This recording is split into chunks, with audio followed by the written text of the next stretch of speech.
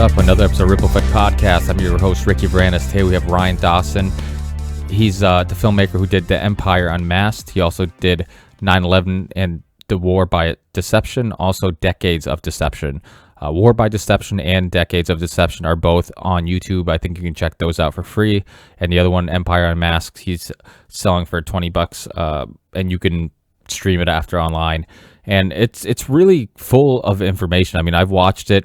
He talks about a little bit about it on the show about how he doesn't have the patience to really take the time to put all the imagery and all that stuff. And you can kind of tell he really just wants to get the information out. So if you're looking for something that's cinematic and entertaining visually, probably not your documentary, but if you're looking for something that's full of information and really you have to watch multiple times to really consume everything, and he really goes into history and really doesn't just talk about current events or 9/11 or whatever, but more recent events, but he goes right to the history of things and gets to the root of everything and really builds it up right to the current events. So it really has a nice timeline on how everything happened and who influenced who and who's controlling who and who's responsible for what. So it's really well put together when it comes down to just information, really well researched. And you probably also heard him on James Corbett, who's been on my podcast a bunch of times, and also he's been on Eddie Bravo's podcast, which is also a past guest of mine. And who else? Oh, Boiling Frogs Post. He worked for Sibel for a while and did some work for them. And I think his book he talks about on the podcast, I think that's available to the public. I guess I'll have to look it up if there's a link that I can find for it. I'll put the link in the show notes and the show description. But yeah, he also published a book. So he's done a lot of stuff, and he has a podcast and he has a website called ANC Report. I better double check that.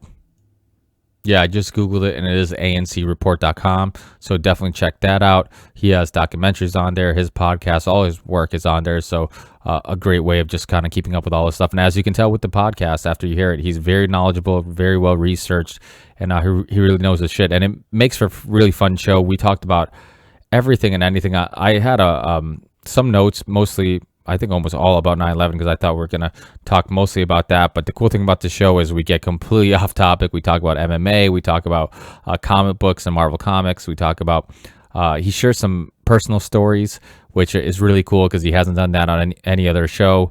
And like I told him, it's not my intentions. It's not my conscious intentions to try to get people to talk about things they haven't talked about on other shows.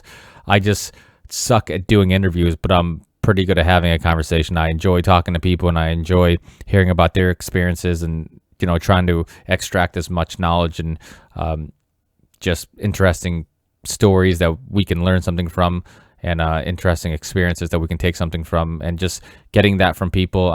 It's fun, and it's fun hearing about people's experiences, and I think we can take a lot from that. I think conversation is kind of a lost art, and I think the nice thing about it is talking to people, the simple thing of just sitting down and having a conversation, you can really learn a lot about other perspectives and opinions, and learn a lot about those people you're talking to. So, everybody has their own story and has their own experiences. And even myself, I haven't shared all my stories and experiences on this podcast, and I hope to do so. But it was fun to get Ryan to share his personal stories and experiences, because I think it kind of shines a light on who he is and why he's so emotional and gets frustrated with trying to get the right information out and trying to basically get people to pay attention to these issues, like our wars that are unjustified and everything else. So it makes for a really fun conversation. We almost broke his record for longest podcast. I think it was end up being 3 hours and 20 something minutes.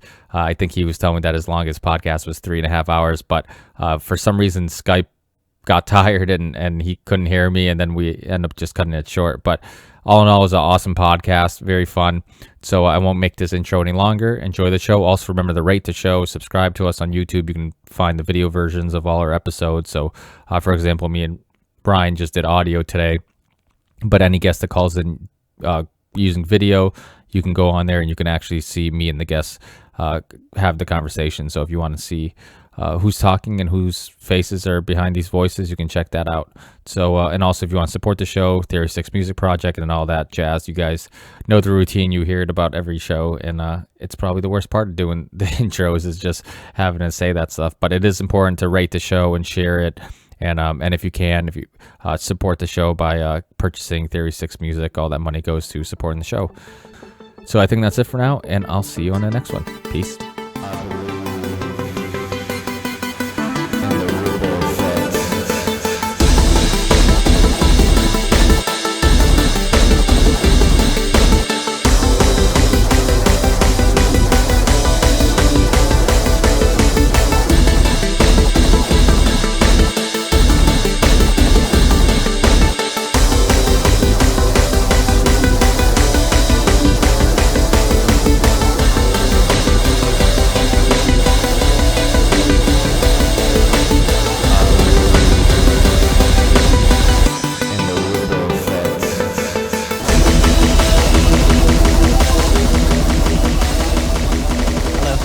Hey, what's up, Ryan?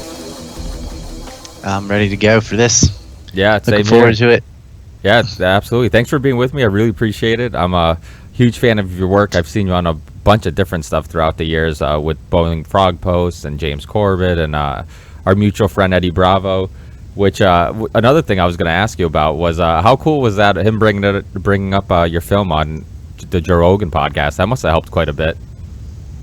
It sure did. I'm really glad he did that. I didn't know he was going to do that. I didn't talk to him about it or anything. He just did that on his own. And Rogan questioned him on it. He's like, I watched it twice. He's watched it like 5 times now. Yeah, that's pretty wild. When he said that, I'm like, dude, that's like a 5-hour documentary. Yeah, that's pretty insane that he took the time to watch it that many times. Well, he ate it up. I'm looking forward to seeing him in Los Angeles here in about 2 weeks.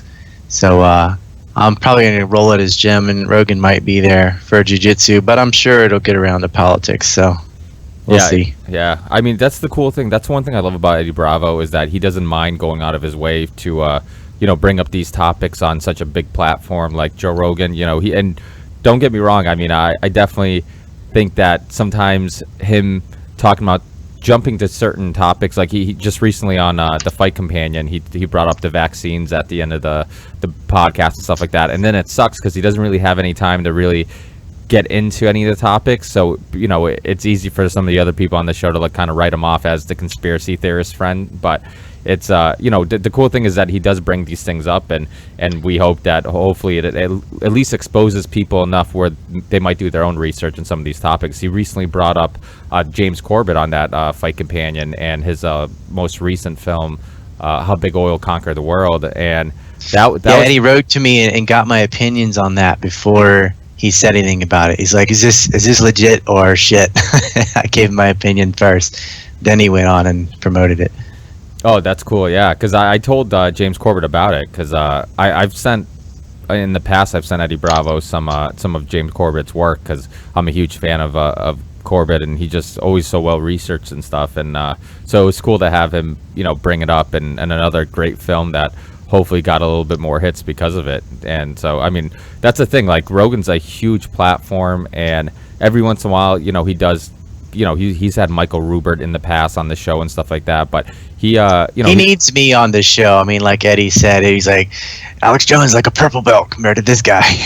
Yeah, it's too many people sloganeer, and there are a lot of dumb people that have turned 9/11 into kind of a tar baby that a lot of people don't want to get into. Even if they don't believe the official story, they just don't want to deal with all the sensationalist BS that's out there, so they just ignore the whole topic.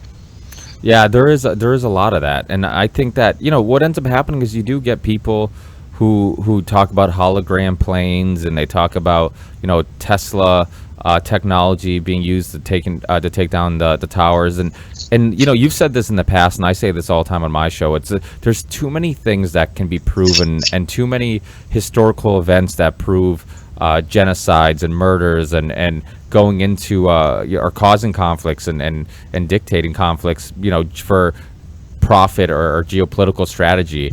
And there's too many things that we can prove that it just, for me, it seems like a waste of time to be focused. There's an over focus on the physical collapse of the buildings and ignoring all the other evidence.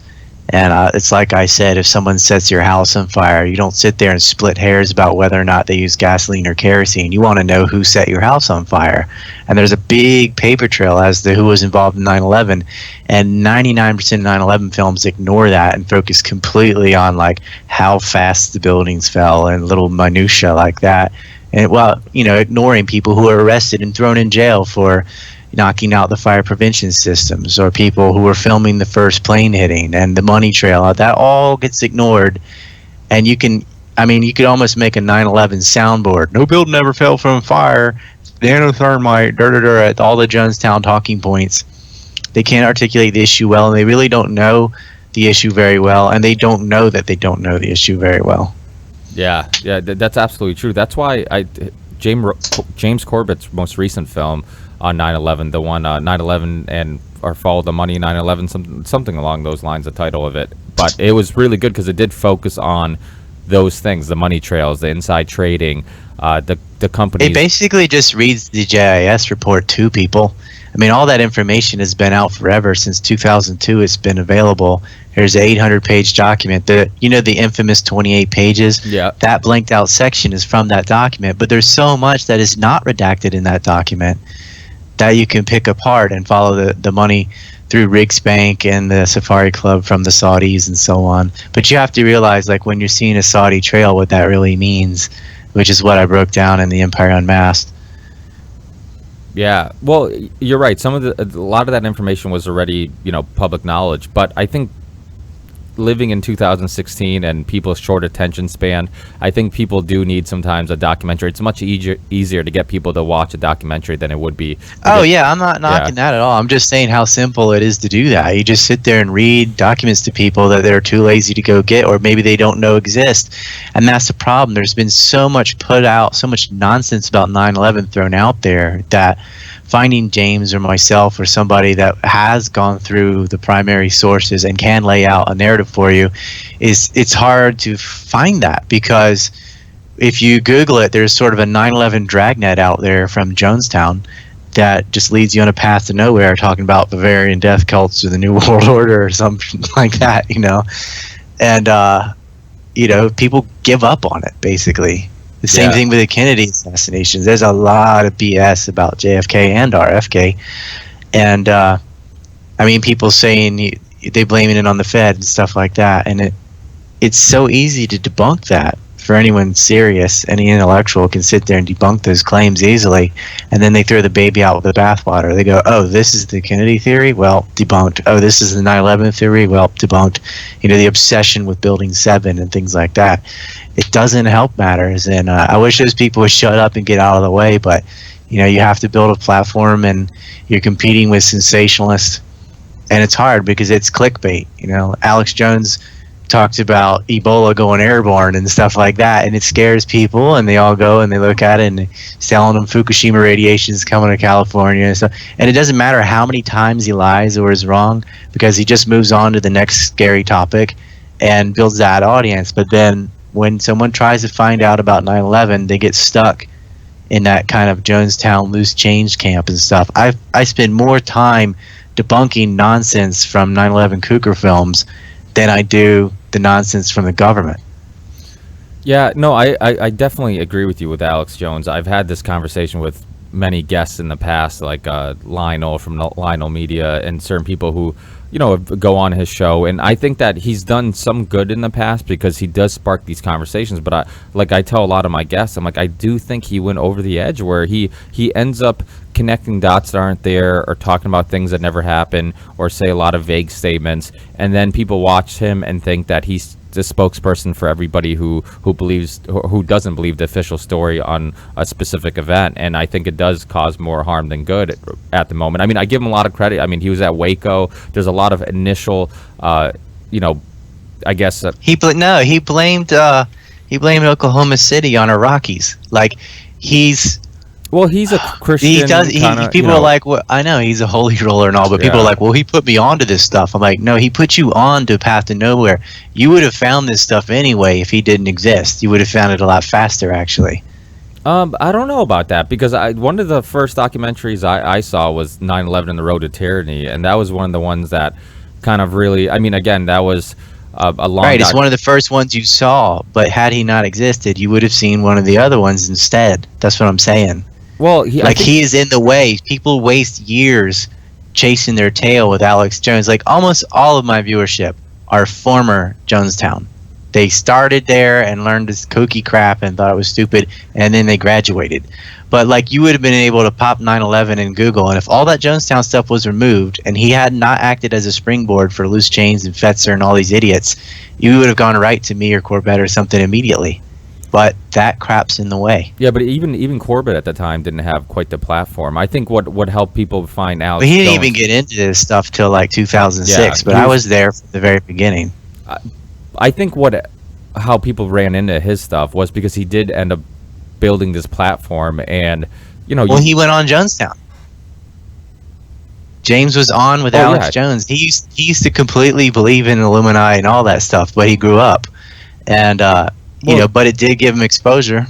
Yeah, no, it did, and he was a fan of Alex Jones's, and it does seem like he's gotten away from that quite a bit, and he really does. He's got very far away from it. Yeah. And Which I think, is good. Yeah, and I think that's we need people like James Corbett and like yourself, and to be the face of, I guess, alternative history or just looking at things from different perspectives. Because when people think of the whole movement, or they think of anybody who questions any official story or any historical event, and they think Alex Jones, I mean, that hurts us because it really. There was Stefan Molyneux debated some absolute idiot about 9/11 for an hour and 20 minutes, and there was a comment on there said, "Get James Corbett on there," and it had like 247 likes. And there's another two different ones that said, "You asked Ryan Dawson about 9/11," it had 600 likes, and the other one had 700 likes, and he deleted both of them with my name. Well, he's a fucking because idiot I was anyways. like, "Yep, I'll do it right now."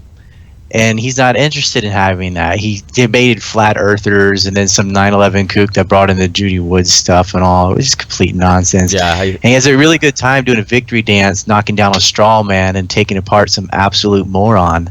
But he doesn't want to have a serious conversation with anybody who's really well researched on the issue that doesn't talk about all that insane stuff. Yeah, it's funny. I've kind of bounced the idea myself about trying to start basically do episodes where I would have two people because I've had a lot of different people on the show who don't necessarily agree on everything, and I kind of like it that way because, I mean, obviously, like most of us, we should second guess our own opinions and where they come from and why we believe certain things, and so I try to get a lot of different people on, and I've thought about having a friendly debate with just being a moderator and having a friendly debate between two people, not for the purpose of trying to make somebody look stupid or for the purpose of trying to debunk anything, but more about just having an intellectual conversation and debate about something where people can see different perspectives on an issue. I did that 3 times today with other people. I told them to Skype me, and I was able to convert all 3 people. There's a lot of people that they just dismiss people who have kind of kooky ideas and drop the mic. But I don't think anyone ever engages these people and tries to reason with them. And if you do, some of the time they're like, okay, they just hadn't thought of that or didn't know something, and that's all you have to do to point out, and then they're on their way. Yeah, but sometimes it's really hard because, I mean, to try to convince somebody that their worldview or a perspective that they've already established is wrong or different, their first reaction a lot of times is denial, or they get defensive, or, I mean, it's really hard to get people to believe that something they've established perspective and view is wrong. They're established. It's like that quote. It's easier to trick somebody than convince them they've been tricked. Once they have this established view on what they think happened, it's very hard for them to change their mind at times. And I mean, and then there's people that sometimes are just too much work to even change their mind. It's almost not worth the time. But I mean, it's definitely.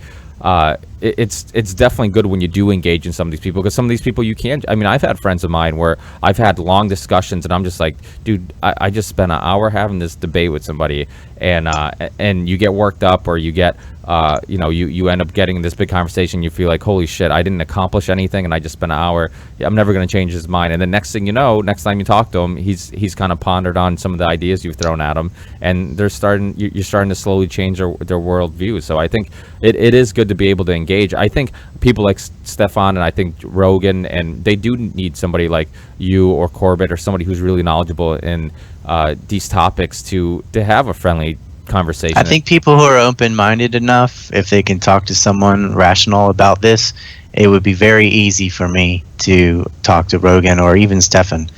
But, I think Stefan's got a little bit of ego involved. He doesn't want to look like he was wrong. Yeah, and that's the whole thing. That's it. It's just protecting himself. Rogan, I don't think would be a problem at all. No, I don't think he would either. I think he's had people on like myself who I've heard him question, and I'm like, oh, I wish I was there to answer that, Yeah. But I'm not. So that's how it is. Maybe one day. Yeah.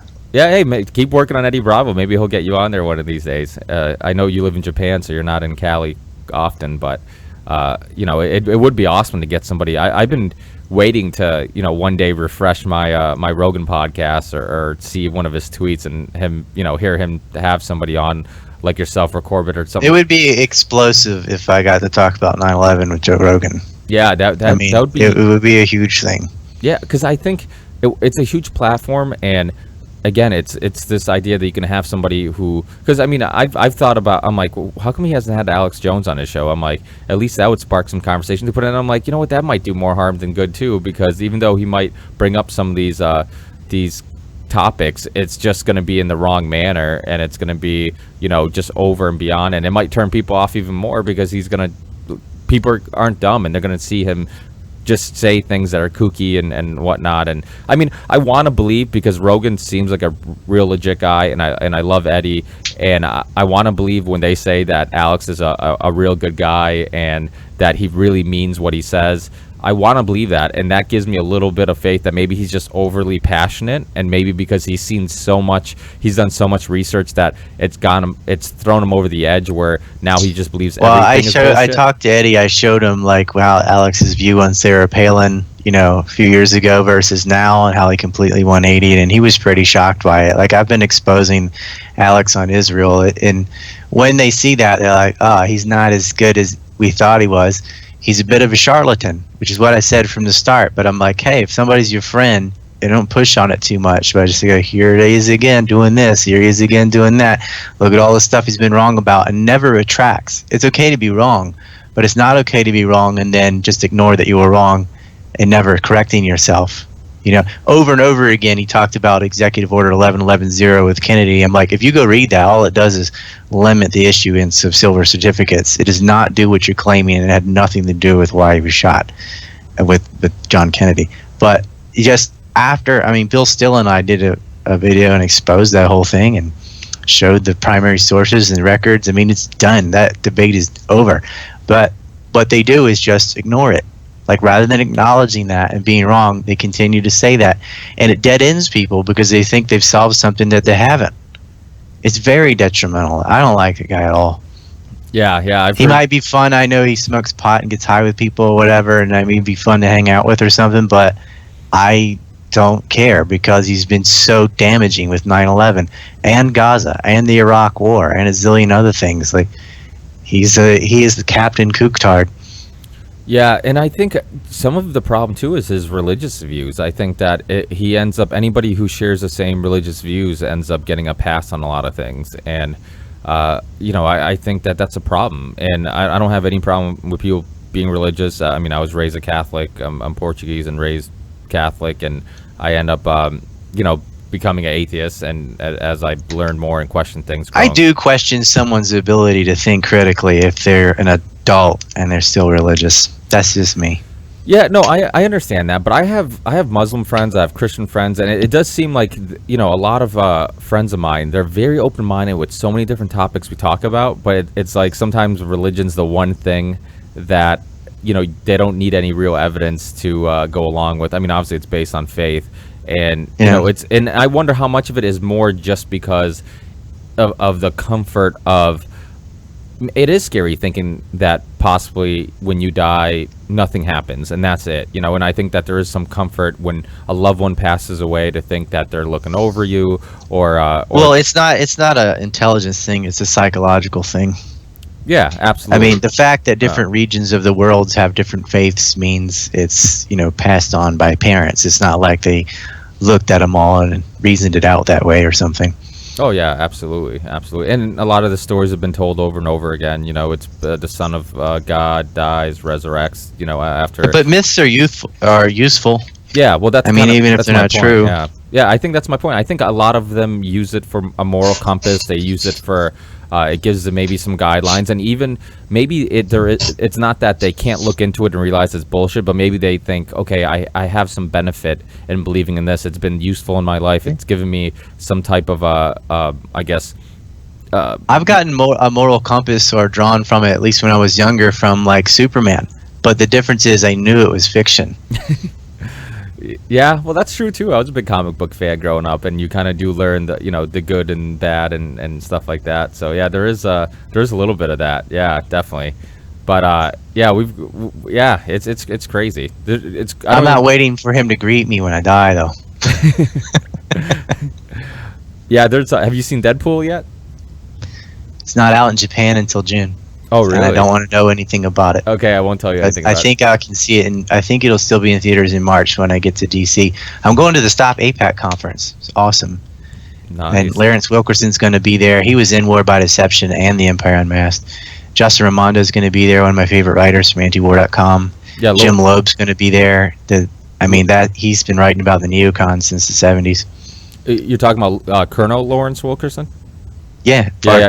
He's been on Colin Powell's chief of staff. Yeah, he's been on my show. Wicked cool guy, very nice guy. Oh, yeah. He's I love people like him who were in the inside and willing to even talk about the administration he worked for and the people he worked for, and really when you get somebody that credible second guessing the Iraq war and questioning things the way he does, it really opens people's eyes. So I love having. He's at the intelligence briefing of the analyst, and I remember him telling Walter Jones, who was the only Republican, by the way, that even showed up, how embarrassed he was and proud that at least Jones came as the only person of his party there. And they weren't interested in finding the truth about it. This is when it was the meeting when they were going over the information about the Office of Special Plans, the office created inside the Pentagon by Douglas Feith and Richard Pearl, which cherry-picked and fabricated intelligence to generate a war in Iraq. Basically, why we went to war in Iraq was this cabal, an office within an office, and nobody was interested in investigating it. Lawrence Wilkerson was there, though, so good on him. Yeah, definitely. Yeah, I had Ray McGovern on, who worked for the CIA, and I love having people who were, like I said, credible people who were in the inside. Ray's been very good on Ukraine recently. Yeah, he's been very good. Calmly explaining the whole thing, yeah. Yeah, he's been on RT, and he's been on quite a few places talking about it. And he's really good. And like I said, I love having people, because those are the credible people who are going to help change people's perspectives and possibly get people to rethink what TV and media and newspapers are telling them. And I think that's your film, The Empire Unmasked. I think it's really good because it gets into... even though it is a little long, and it's crazy to hear that Eddie watched it 5 times when it's a 5-hour film. I mean, that's quite a few hours of his life invested in this, which is. But really, I mean, it would take you years to find all that information on your own, so it saves you time. Yeah, well, absolutely. I think that's why we think about it like that. Yeah, yeah. No, it's true, because I think that's why people like myself and Eddie love documentaries, because it does save you the time of doing all the research. You get a great researcher like yourself who takes the time to put this all together, and then it's kind of 3 movies. I mean, you get the 9/11, you get the Iraq War and anthrax, and you get this sort of systematic historical lesson on how that was all set up, and the drug trade and all that, and the CIA and so forth, like from the Banana Wars on. Real brief, but it goes through about 30 years of history before we get into it. And the reason I set it up that way is because of the stigma that's created around 9/11. I think if people understand, like Iran-Contra, for example, was a conspiracy. People got convicted, huge trial, televised, where a cabal in the Pentagon, which included Paul Wolfowitz and some of the same players that were later involved in the Second Iraq War, were there, and you had, multiple countries working in secret and moving around billions of dollars and drugs and guns, and 30,000 people were murdered, and they were able to do it all for many years in secret as a conspiracy until a plane happened to crash, bound with an Israeli pilot to Iran with the illegal arms. And had that not happened, it might not have unraveled. So the people who are shocked, like, oh, well, someone would say something, or it's impossible to have a conspiracy, nothing that huge could ever happen. This was something happening daily for years. 9/11 was much faster and much smaller group involved. And so they have to see conspiracies of the past and cover-ups from the past, because then it makes the events of the present a lot less shocking. Yeah, I agree. But for some reason, there's still some detachment from things that happened in the past and current events. It seems like people believe the people in power or whoever made those decisions, or those corrupt people who were a part of these plans, like they don't exist today, or people like them don't exist today. Because you'll talk about historical events, and I use the same method to try to get people to kind of open their mind to what's going on today, is looking at historical events. Like you look at during the whole commie scare and all the what we were doing in Guatemala and Nicaragua and all these places, and when we're getting involved in all these countries, it was that was a fact. That's historical. Those were well, I think for younger people it seems like ancient history, but I was alive during Iran-Contra, and it's not like these people are gone, because it's the same people. Yeah, Paul Wolfowitz was an integral part of Iran-Contra, and he was still there in 2003 yapping on about the Iraq War and saying it's a cakewalk and all, and then he became the chair of the World Bank. A lot of the Elliot Abrams was there in the 80s, and he was also there, and he's still the same people, the same administration. Robert Gates, like, they didn't even die. This isn't like way back in the past talking about the conspiracy to kill Julius Caesar or something. We're talking about 1980s and 90s. Yeah, absolutely. Yeah, right? I completely These agree. guys are still here. It's the same people involved in the same kind of activities. Yeah, no, absolutely. And but that's the thing. People do look at it like it was a 1,000 years ago, and things like that can't happen today. And it's like, if just because things aren't, it is happening today. You look at what's going on in Ukraine. You look what's going on in obviously the whole Syria conflict. I mean, Syria is a great example. I mean, everyone seems to know we financed the Mujahideen to fight the Soviets in the 80s, and so we were working with Al Qaeda, and then we're working with Al Qaeda now. We gave tow missiles to Al-Fal al-Sham, which is who negotiated a prisoner swap of Mohammed Zammar, who was the handler for Mohammed Atta, the ringleader of 9/11. He got out of jail in 2013 because these moderate rebels negotiated a prisoner swap in Syria. And these moderate rebels, Al-Qaeda, I mean, they're getting an Al-Qaeda handler, like Osama bin Laden level Al-Qaeda. He was the Moroccan that handled Mohammed Atta and set him up with his cell in Hamburg, Germany, and so on. I mean, they're helping him get out of jail, a ringleader for 9/11. They're letting him out. And al-Nusra has been supported. John McCain went and met with them. So we're aiding Al-Qaeda now in Syria. Our own DIA has the reports from 2012 that we're fostering a Salafist principality, and this was in the interests of the United States because it was to oust Assad. We knew we were backing these Wahhabi extremists. So you've got us aiding Al-Qaeda before 9/11 with the Mujahideen, and after 9/11 in Syria. But during 9/11, they want to act like there's no relationship.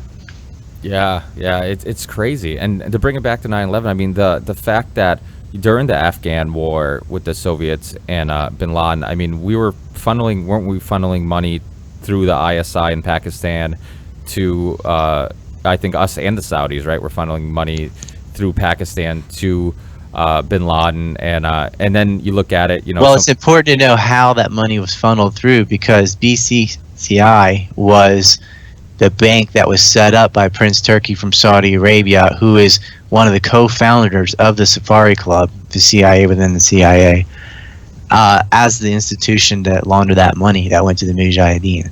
And they continued to launder money through that bank through a lot of nefarious things, the Contras as well, up until it got broken up in the 90s. Then they went back to Riggs Bank, which was their original bank they used to use before Carter, because during the Watergate investigation, there was a lot of heat on the CIA and investigations, so they started moving things overseas and bringing in their Saudi partners more, especially under Bush. From James Jesus Angleton on, the counterintelligence star of the CIA under the Kennedys, they had a tight relationship with the Israelis. But from Bush Sr. on, it was both the Israelis and the Saudis, very close. And this is where all the money gets coming through to the 9/11 hijackers, handlers, etc. Go through these banks, same routes and everything. And this is all documented. I mean, our own Senate investigation uncovered a lot of this, not the 9/11 Commission. That was a farce. And our own FBI whistleblowers, CIA whistleblowers have put this information out. But it's about putting it all together. I mean, the Israelis really screwed up. There's a 1,400-page document on them. It's 6 different full-field investigations. From even the Miami field office got involved, which is interesting. Is like, why? They're living in New York and New Jersey. Why is Miami involved? But you'll see why, because they had actually followed Muhammad Atta from Florida to New York. The same guys. And they have all these fronts from these 5 different moving companies. And 2 Mossad agents are caught filming the first plane hitting. And 5 of them were all celebrating. 2 of those guys are brothers. And from the vans, you trace back this entire large network, and it gets involved in the spying on the DEA and all this. And it's very interesting, and it's like unavoidable. Like there's so much overwhelming evidence for what happened, and the magnifying glass just isn't there. They're sitting there arguing about thermite and holograms or whatever. Yeah, well, I think that visually everybody saw the towers come down, and a lot of people just said it didn't make sense. And I think that instead of, I guess, them researching the people who were involved and where the money came from and all that stuff, I think it's just easier for the basic person to stay interested by just seeing, okay, these towers came down, how did this happen? It seems very... I mean, it's okay if that's what got you to first doubt it. Go, wow, that looks like it came down too fast or something. Or why are all these witnesses talking about smoke in the subways and the lobby being busted up on film before? That can get you like, okay, now I want to look into it. Okay, exactly. Yeah. You got to look into it. You got these names of these hijackers, right? So, but Jonestown was like, no, they're still alive. They're fake. There weren't any hijackers. And that immediately cuts you off from an overwhelming mountain of evidence.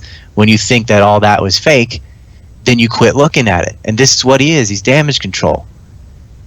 He's just done so much damage to figuring out 9/11 because people who were into it saw the towers collapse. All right, I'm on board. I don't believe the government's story.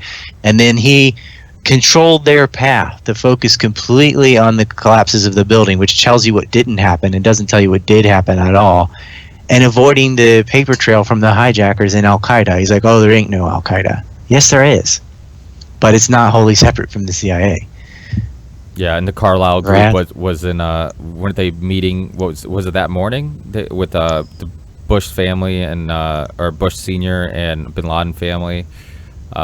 Yeah, he was having breakfast with one of them. I mean, that's one of the equity firms that Bush Senior always works for. So that's not that big a deal. But I mean, the Pakistani general who wired money to Muhammad Atta was meeting with heads of the Senate Intelligence Committee and the former president.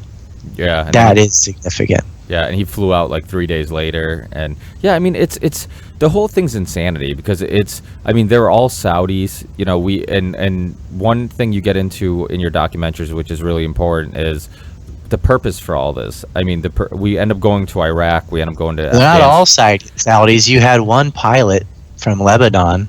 Yeah, that's right. Whose first cousins, 2 of them. I'm talking Zaid Al-Jarrah and his 2 cousins, Youssef, and what was the other one's name? Whatever. It's all in the documentary. They were busted as Israeli spies in Lebanon. One of them had spied on Hezbollah since 1983. So he's got 2 first cousins. These are not 33rd degree cousins like Bush and Kerry, like Jones talks about. I'm talking about his uncle's children were spies for the Israelis. So he's not. You've got a 9/11 hijacker, not just related to people, in Israel or something, but related to people working for Israeli espionage. And on all the flight recorders and on all the phone calls from the plane, they mention 3 hijackers, not 4. And even the other hijackers call out to Saeed, not Ziad, as the pilot. who was a different hijacker. And there's absolutely no evidence that Zaid al-Jarrah was ever on that plane other than miraculously they found his passport. And those hijackers, they shouldn't even, I believe, what's it, Anthony Schaefer, who was a part of Able Danger, I believe, which I guess they shouldn't even... Ali al-Jarrah was the other cousin's name. Just came to me. Yeah. I mean, I've forgotten more about 9/11 than a lot of people know. That's sad. Yeah, I'm sure. I'm the same way. That's why I think this topic is so important. I've been bouncing the idea of what I'm going to do for my 100th episode, coming up in another, I think, 5 episodes or something like that. And I've thought about doing a whole episode of just having a bunch of guests on and everybody doing just like a half an hour of how they got into 9/11 and what they think is some of the best evidence that kind of opened their eyes on it. And just because I think it's such an important topic, because I think it's one of those incidences. Well, Able Danger, as you were saying, was tracking Muhammad Atta. Yeah, they shouldn't have been on the planes or led on the planes, I believe. When Schaefer wrote a book about it, the Pentagon bought up the copies and burned them. Yeah, well, Dark Operation Darkheart. Darkheart, yeah. And then they had to edit the second edition and release that, but it didn't have the information of the original. The Pentagon bought up the book and burned it. Yeah, that's fucking crazy. And see, and there was project. That's a red flag, right? That's something. I mean, and then Diamondback. What was it? Operation Diamondback or something like that with the guy who. Now I'm like you. I'm forgetting some of this shit too. It's been a while since. Well, you had planes hijacked on the 13th too. You had Flight 22 and 133. And what was very interesting is the second time where they all got busted, they arrested the pilot, who had a fake pilot's license, but he actually was a real pilot when using another identity. But his other 9 Confederates, 9 out of the 10, they released. Why they released all his handlers? Because, it went back to where it's not supposed to. Yeah. Obviously. Yeah. Well, and there's very little mention of Flight 22. And then you have to ask, well, what was the forced target?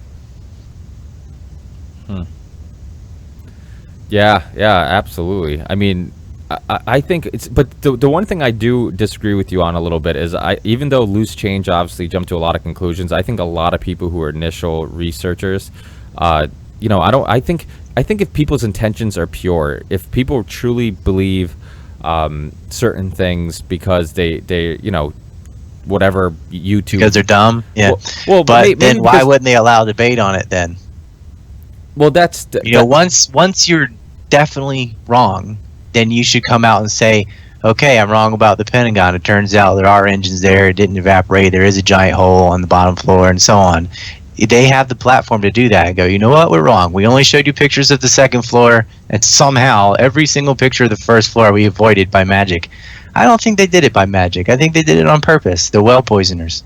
Yeah, see, I don't know. I think like everybody, I mean, they were emotionally affected by the events. I think that it pissed me off. I remember watching it and thinking that something could have been prevented like this, and it wasn't. I think emotionally it's on purpose. How do you gather a whole bunch of photos and every single one that shows the first floor you decide not to put in the film?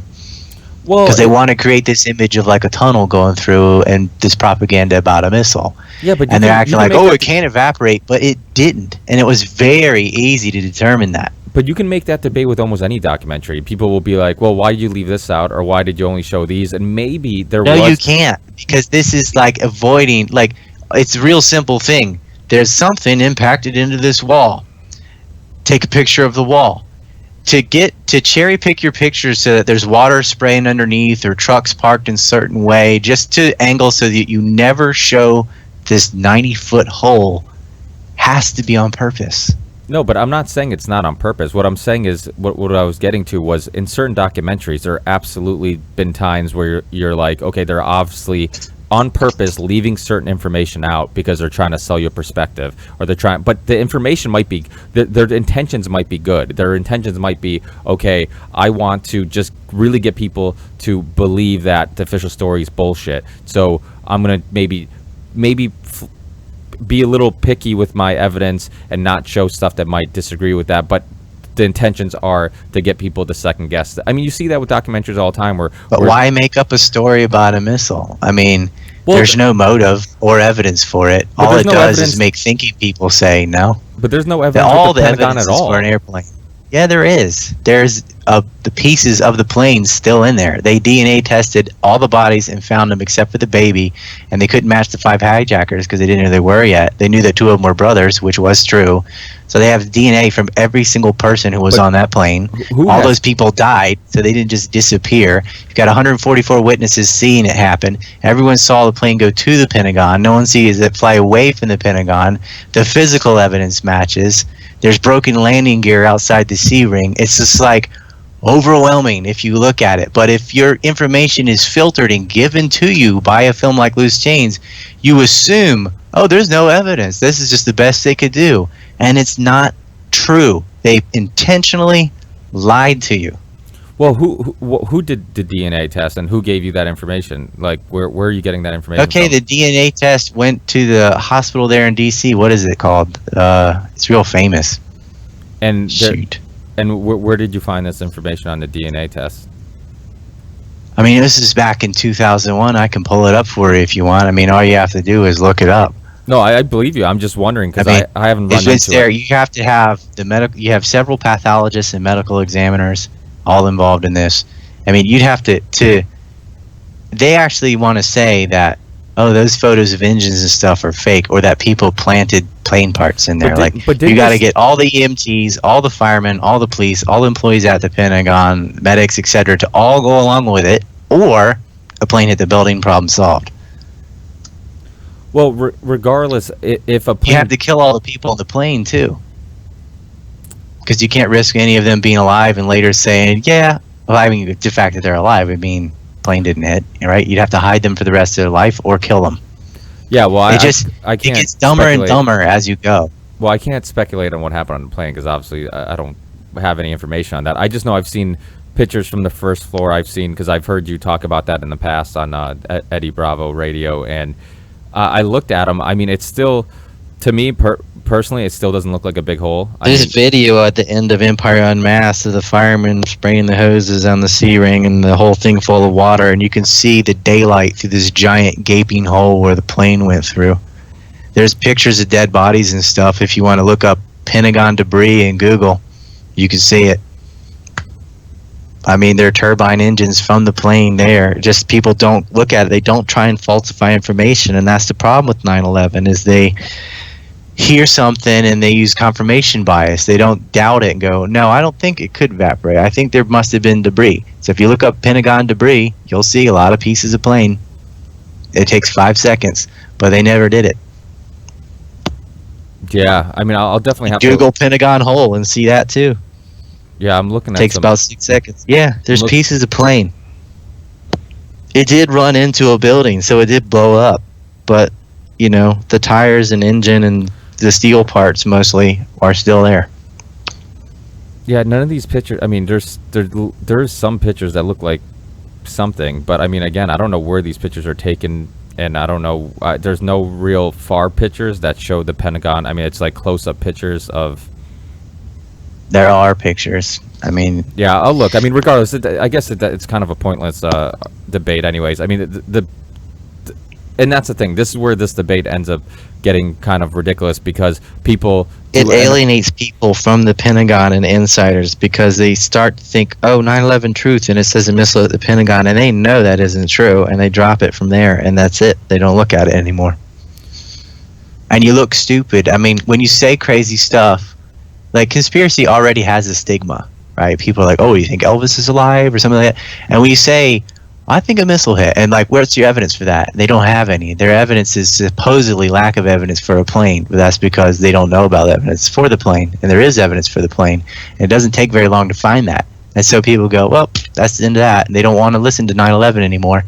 When you say stuff like, oh, there are only pockets of fire at Building 7, that's not true. They show the north side at 9 in the morning, at 9:30 in the morning, which only had a few pockets of fire. They don't show the south side of the building at 5 o'clock in the afternoon, which was absolutely on fire and one whole corner missing. And I'm not saying it wasn't controlled demolition, but when you exaggerate your claims like that and someone goes and looks and sees any debunker site that can show the entire building was on fire completely and had another building fall on top of it, then you look like an idiot and you have just discredited the entire 9/11 narrative. Yeah, no, and that happens all the time, and that's why I don't even talk about the buildings, because I don't want all the comments about the film to be fixated on that stuff. I'm like, we have this very solid paper trail about who was involved. I mean, if you ask a Jonestowner who is Richard Blee, they don't know. They don't know any of the names of the people in counterintelligence at all. Maybe George Tenet. That's it. They don't know. They don't know the people who made the Office of Special Plans. They don't know how anthrax was erroneously tied to Iraq, and how James Woolsey and Gary Schmidt and William Crystal through PNAC, its publication Weekly Standard, wrote about how Atta got anthrax from Iraqis in Prague, and how there was no meeting in Prague, and that the origin of that story was from Israeli security forces. And the first paper in the Americas to write about it was owned by Charles Kushner. It was the New York Observer, and Charles Kushner is the one who had an Israeli national sleeping with the governor of New Jersey, Governor McGreevey, and got thrown in jail, and his corporate financial officer was also thrown in jail for setting up honey traps, one on his own family, or his sister. I mean, it goes on and on. They don't know any of this. And that anthrax case is absolutely crucial, because it led to millions of people getting killed. They said that Iraq was tied to 9/11, and their evidence was Mohammed Atta got her anthrax from senior Iraqi officials, and no, he didn't. So you're like, well, wait a minute, where did that information came from? Where did it come from? It came from Israeli security forces. Then it was in Le Mans, and it was in Blid, which is a German paper, and then it was in the New York Observer, and then on the notes it said death to America and death to Israel. And you had copycat notes in Florida and from New Jersey. It was their claim is, no, it wasn't. Because it couldn't have been copied, because the anthrax that had the notes that said death to America and Israel had not been opened until after the supposed copycat letters had been mailed. So how did they know the contents of the notes that were inside when they hadn't been opened and reported on? Obviously, because the same group sent both sets of papers. So that's who was sending anthrax to Tom Daschle and Patrick Leahy, who was on the Judiciary Committee as the chairman, and in a position to block the Patriot bill, which was pre-written, by the way. And that goes back to Joe Lieberman and the same cabal of people who are lying about Iraq are lying about the anthrax. And the anthrax tied Iraq to 9/11. Now, they were running with that story. That was the legal case for the war. Iraq broke UN Resolution 1441. They have a weapon of mass destruction, a biological weapon.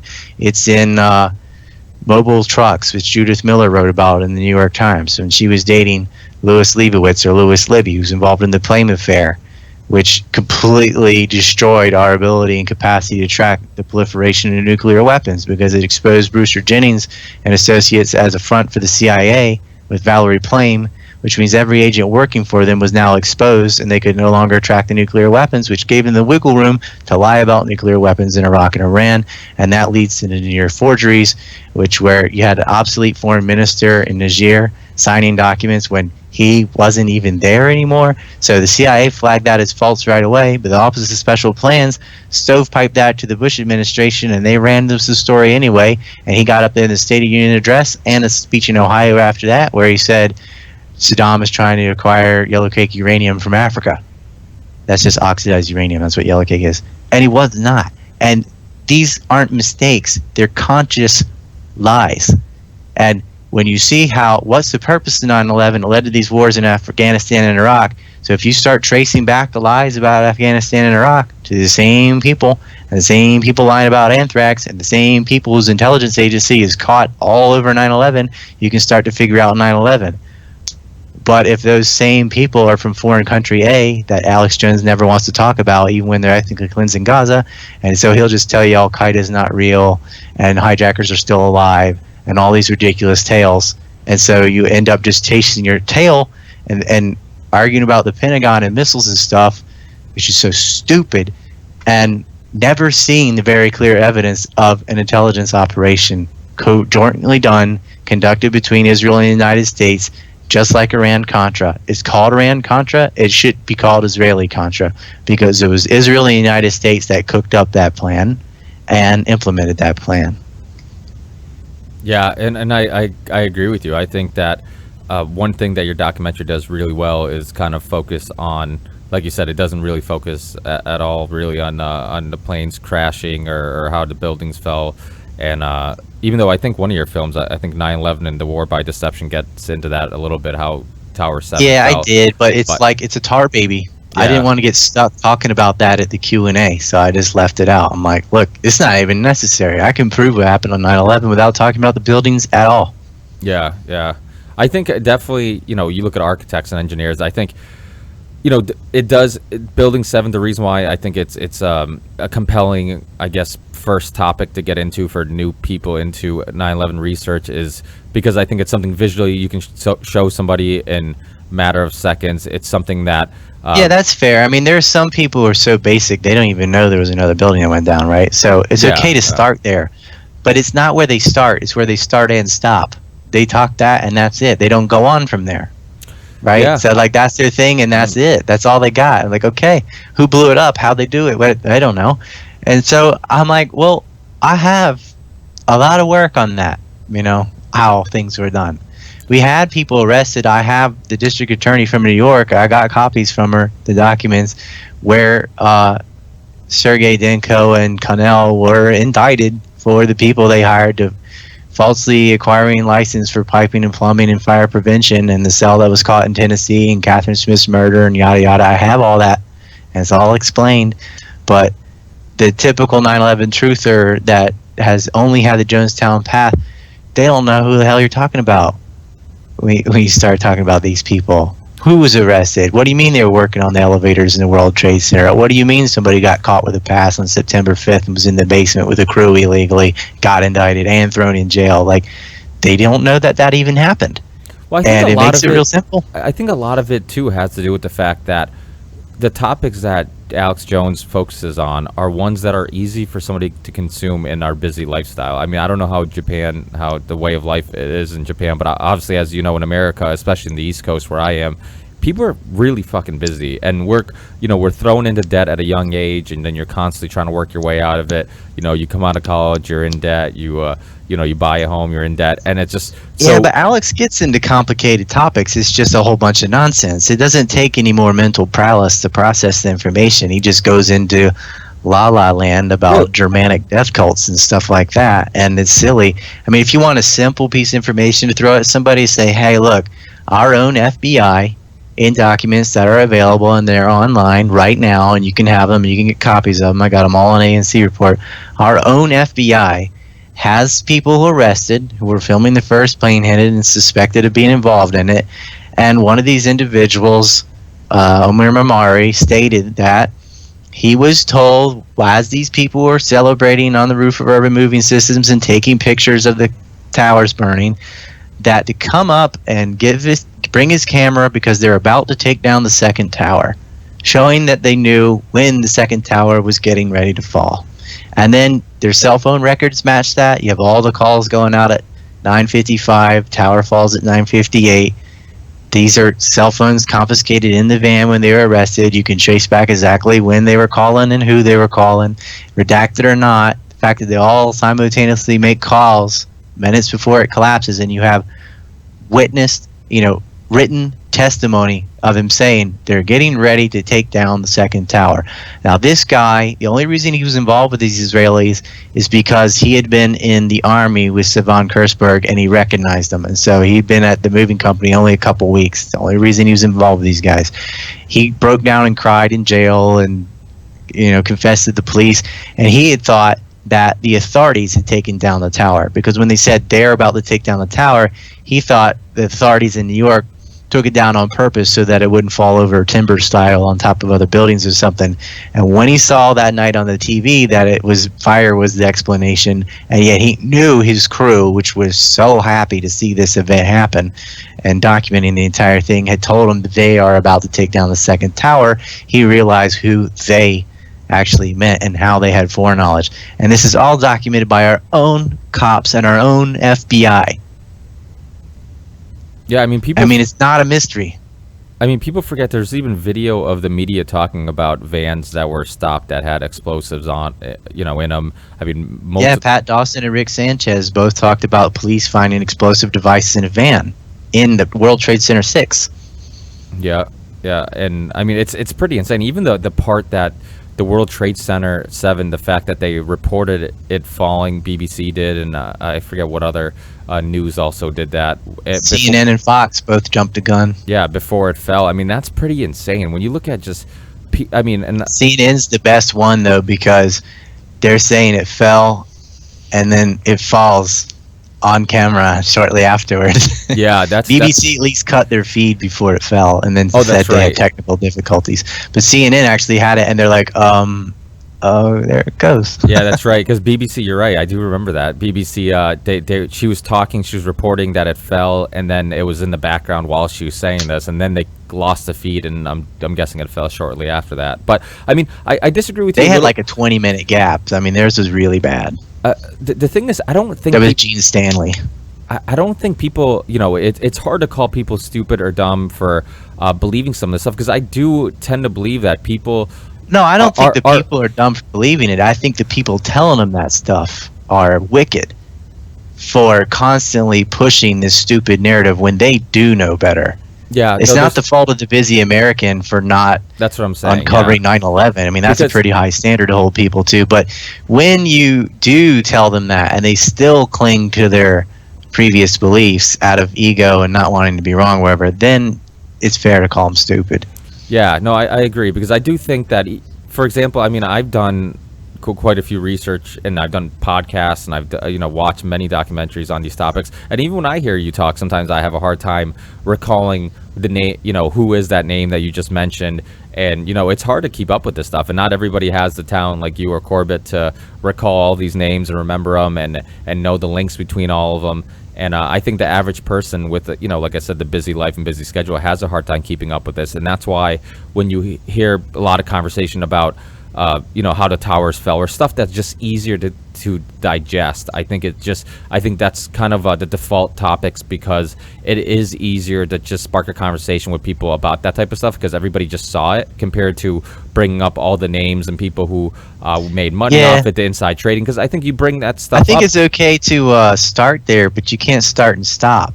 Yeah, no, and I agree. You shouldn't sloganeer either. Like, if you're going to talk about it, go all the way in. Talk about the police commissioner who was arrested and thrown in jail for fraud, by the way, who found the one of the other hijacker passports, who had been in Israel just a couple weeks prior, from August 26th to 29th, meeting with an Israeli billionaire, Ertan Wertheimer, who happened to be the board of governors for the Jewish agency, who is the one that sent Paul Kurtzberg and his brother, who were involved in the Mossad cell that was filming the first plane hitting and celebrating, to New York. I mean, and then he's the same police commissioner that got on with Giuliani and did not, we arrested the van, but we didn't find any explosives. Why? And he got a $250,000 loan, $250,000, with no strings attached or conditions, and he didn't even give it to him directly. Ertan Wertheimer gave it to this guy named Steve Witkoff, who's in the mob for the import-export for marble industry there in Brooklyn, who gives it to Carrick's wife, who gives it to Carrick, right? And this is very reminiscent from how Omar Bayoumi was financing Al-Midhar and Al-Hazmi, who were living in San Diego or Los Angeles and then San Diego. He actually lived in an apartment. He rented an apartment right next door to these guys. And Bayoumi's walking around free right now. So he gave it to Osama Basnan, whose wife gave it to the hijackers, Moeed.Kik. And these hijackers have been witnessed with Khalid Sheikh Mohammed in Malaysia at an Al-Qaeda summit meeting by the CIA.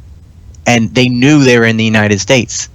And they knew they were going to flight schools, because Hans Janjor had been there since the 90s, learning how to fly planes. And they didn't tell the FBI. And worse than that, they tried to say that they did tell the FBI when they had not. And you have whistleblowers come out and they get punished for it.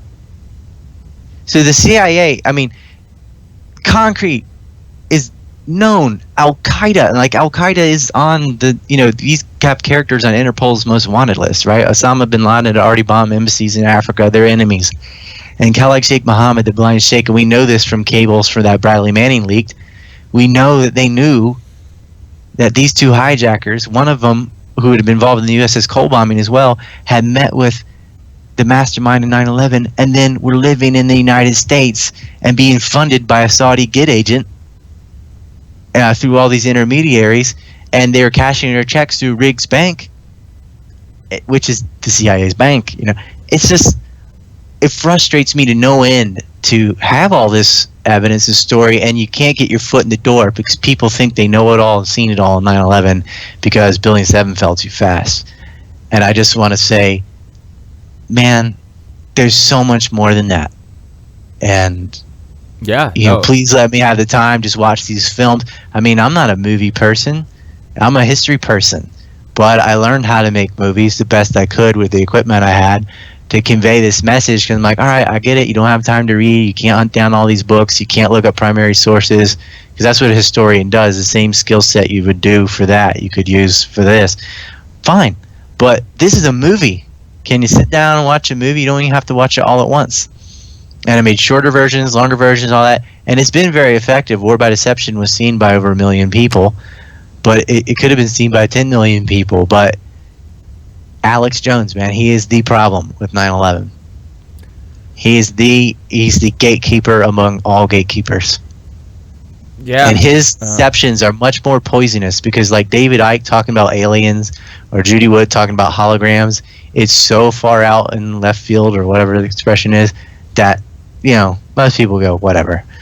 Alex is more believable, and he's like a televangelist, He's the king of the suckers, and he needs to step aside because there is so much more information about 9/11 that he is not able or willing to convey because of where it leads, and he needs to move out of the way and let other people do it.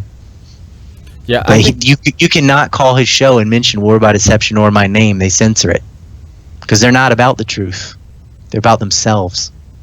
Well, that's why I think the documentary Press for Truth was so important to me when I first got into this stuff, because it didn't have anything to do with how the building fell or any of that stuff. It just had to do with the Jersey women who pushed for the commission report, and then all the inconsistencies, the fact that the president wouldn't testify under oath with Cheney, and they had to do it together. Yeah, they had to do it together and not under oath, and there's only certain questions they could ask, and it was so obvious that there was something going on, and it doesn't get into any of the crazy conspiracy theorists, and I think that documentary there's no need to.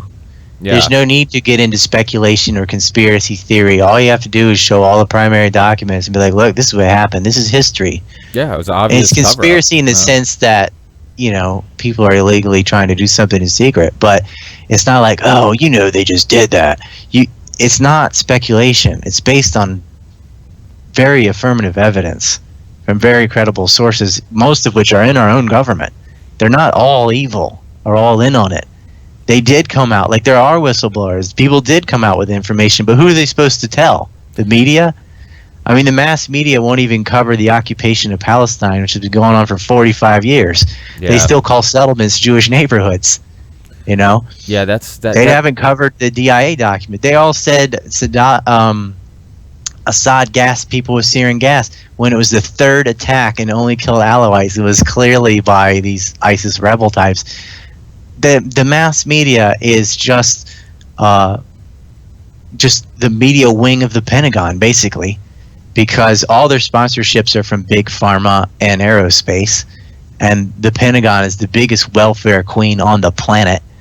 I mean, you got Bernie Sanders and these guys supporting the F-35 program, which costs $1.5 trillion. That plane costs more than a war. But it's the ultimate port project. Yeah, that stuff drives me crazy because I'm sure you have friends also that will talk about people on welfare and whatnot, and it drives me fucking crazy because I'm like, how much money we recklessly spend on military equipment. I mean, I know people in the military who who talk about just fucking, acres of tanks, and then they just sit there with dust on them, and then they'll order some more new tanks the following year. And it's just, we recklessly spend money, but yet so if I have to pick sides on who I'm more angry about getting my money, it's going to be the fucking rich and powerful corporations. Oh, the bailouts for the financial institutions were now 16 trillion. I don't want to hear about somebody, I don't even care the worst case, someone's just lazy and collecting a check or whatever. Because there are both kinds of cases. You have people who legitimately need welfare to get on their feet again. You have other people that are like, why should I work when I can get unemployment? That's true. But I don't want to hear about that when you're talking about $16 trillion in bailouts of financial institutions, not only from the government, but the Federal Reserve, too. Yeah, what about Rumsfeld the day before 9/11 when they just lost, what was it? Yeah, we can't account $2.3 trillion. Which we don't know where it is. Yeah, and they said it was $8,000 for every man, woman, and child in the U.S. That's, if people want to put in perspective how much money that was. That's fucking insane. So it's like they can recklessly spend and just, they have all these transactions that is accounted for. If you scrap the F-35, which is a plane that doesn't even work, you could have $4,000 right now.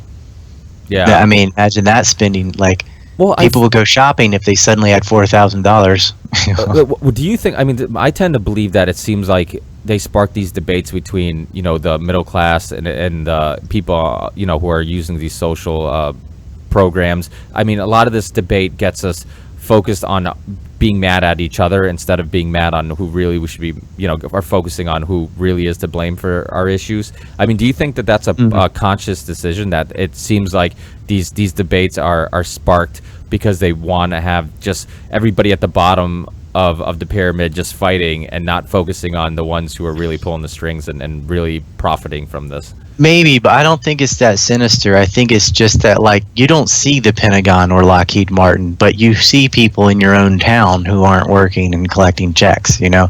And so they're more aware of it because it's in their own yard, sort of thing, where, the F-35 or the F-22 Raptor, but you'd have to have the news report that, and the news doesn't report that. That's a big problem. But when I talk about welfare, when you're talking about individuals, not corporate welfare, my position against it is not, I don't care about helping the needy. I think it's fine to help people, but I don't think it helps people. I think subsidizing failure in the long run actually hurts people. You're subsidizing broken homes when you're going to say, if you're unmarried, we're going to give you more money. Then a lot of families, and this is statistically backed up, you have more broken homes. And you might get more money than what the husband could have earned, but that child grows up without a father, and there are a lot of other things that can't be measured monetarily that they need a dad for, and they end up not having one, which statistically shows a lot of problems compared to two-parent families. And so subsidizing failure gets you more failure. Yeah, and I think, but you have to, you have to go through history and see how this all happened. I think a lot of people who talk about poverty today and certain poor areas of cities and they're lazy or whatever, or they're getting all this social program. These people aren't going to have the same type of, I guess, working habits and stuff like that when they're not surrounded by it. You go back to minimum wage keeps people from getting their first job. Unskilled people, anyway. Unskilled people might not be able to be worth whatever the wage is set at, but they might have been worth a little less. But you never get off that first rung of the ladder to get to the second rung because you never start, and it prices people out of the market. We didn't have that stuff until 1930, and plenty of other prosperous countries, Denmark, Germany, Austria, never had a minimum wage. Germany does now as of this year, but they never had one. It's not like all is hell and people are homeless and dying in the street without it or something. People don't realize how the effects that has on the economy, and arbitrarily raising it's going to hurt a lot of people. If you put that up to $15 an hour, like a lot of people are talking about, you're saying 3 employees on an 8-hour day is $360 for a small store. Maybe you're not selling that many articles or clothing or hamburgers or whatever. So one of those 3 is just going to get fired. That's all that's going to happen. You're going to have more unemployment. So the higher skilled might retain their job but end up with fewer hours or forced to go part-time, whatever. Because look, you have to produce more than what you earn or you're not going to get hired. That's why the pay is what it is. Yeah, You can't just arbitrarily raise something. I think the counter perspective is people are upset about people working 40 hours a week and still being in the poverty, level, or people. I agree, but I don't think it's because their wages aren't high enough. I think it's because their cost of living is too high. I mean, why don't you tackle the problem from the other end and say if your cost of living was less, your money would go further? But why don't you deregulate utility companies and things like that, lower people's electric bills, lower people's rent? That's where all their money's going, to their landlord and to their utility companies. Yeah, no, I agree. I definitely think that that's the reason why people are complaining about needing a high, because I think that just the price of living has just gone up. Well, what puts people in debt is healthcare and education. Student loans and healthcare are what are crippling people, and what the Democrats are offering is they want to basically use tax revenue to prop up overpriced industries. But if you didn't have guaranteed student loans, college wouldn't be so expensive and you wouldn't have to get a loan. The Department of Education has profited $127 billion off of student loans. $127 billion. So they profit by driving kids, young adults, into debt. But if the college knows that you have a guaranteed loan, they're going to raise the price of tuition to match it. College wasn't always expensive until the government got involved. And people were like, I want to get rid of the Department of Education. They're like, no, they think that's anti-education. Like, it has nothing to do with education. They're just profiteering off of their scam. And another thing people don't realize is colleges are conduits into the defense industries. When you look at the divestment campaigns, divestment from Israel and BDS and things, you're seeing where they're spending tens of millions of dollars buying stock in Hewlett-Packard and Caterpillar and companies involved in the occupation. Why is a school gambling in the stock market? But that's what they're doing. That's what happens to your tuition money. It's not the teachers' salaries and books and stuff. They make you pay for your own books. I mean, they make you pay like $100 a book in some cases, and they always have a new edition every year, even though all they did was change 2 sentences so they can sell you more. It is a business. Oh, absolutely. It is the business of making money and indoctrinating you, not in educating you. Yeah. And so it would not be so expensive without guaranteed student loans. And with healthcare, it's government regulations that are preventing competition and market pressure from driving down the cost of procedures and drugs. And so they always start the problem in the middle and at the tail end, where they're like, well, it costs too much, so how can we raise taxes to pay for it? Well, how about, why does it cost so much, right? Like, why don't they make insurance companies compete? Why can't you shop across state lines for different companies? That would bring more competition and lower the price of insurance. Why are the regulations preventing Medicare and Medicaid from negotiating the prices down?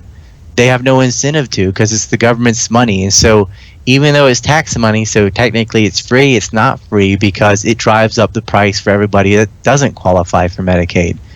So it makes, I mean, if you look at the cost of procedures from the US and Japan, for example, or anywhere really, it doesn't matter if the government paid for it or you paid out of pocket or your employer paid for it if the total cost is extremely high, right? If I tear my hamstring and it costs me $600 to get an x-ray and some pills and crutches in the US and only $25 in Japan, if it was $25, I wouldn't care if my insurance company paid or I just gave them $25 or my boss paid or whatever. It wouldn't matter. But when it's $600, it matters. But like playing around with who all is going to pay for it is the wrong question. The question is, why is it so expensive? And it's so expensive because of protectionist government regulation that is the way it is because lobbyists from big pharma and insurance have bribed the Congress to make these restrictive regulations to benefit them so that they can profit. And that's what they don't see. I mean, libertarians talk about that, but Republicans and Democrats just bicker on about the price or the taxes or how they're going to pay. That's the wrong and stupid question. You have to ask, why are things so expensive and how can we fix that? Not how can we pay for things and of course they're going to be expensive. That's not going to change. That's the wrong narrative there. But people are so hyperly against deregulating because of the story of the housing bubble. But that wasn't a fault of deregulation. That was fraud. The investment banks openly bribe rating agencies to give AAA ratings to junk loans, collateral debt obligations, CDOs, which were basically, I explained to people like, a roll of ones with a 20 on the top, a whole bunch of subprime mortgages and maybe one good one or something. It was fraud. It was illegal. They should all be in jail, not just not get bailed out. They should be sitting behind bars for that. Yeah. But it's the government that protected them. The government's supposed to prevent force and fraud, and yet they enabled it. So it wasn't a lack of regulation. It was basically illegal activity, and the government just said, go ahead. Yeah. Because they have so much power and influence.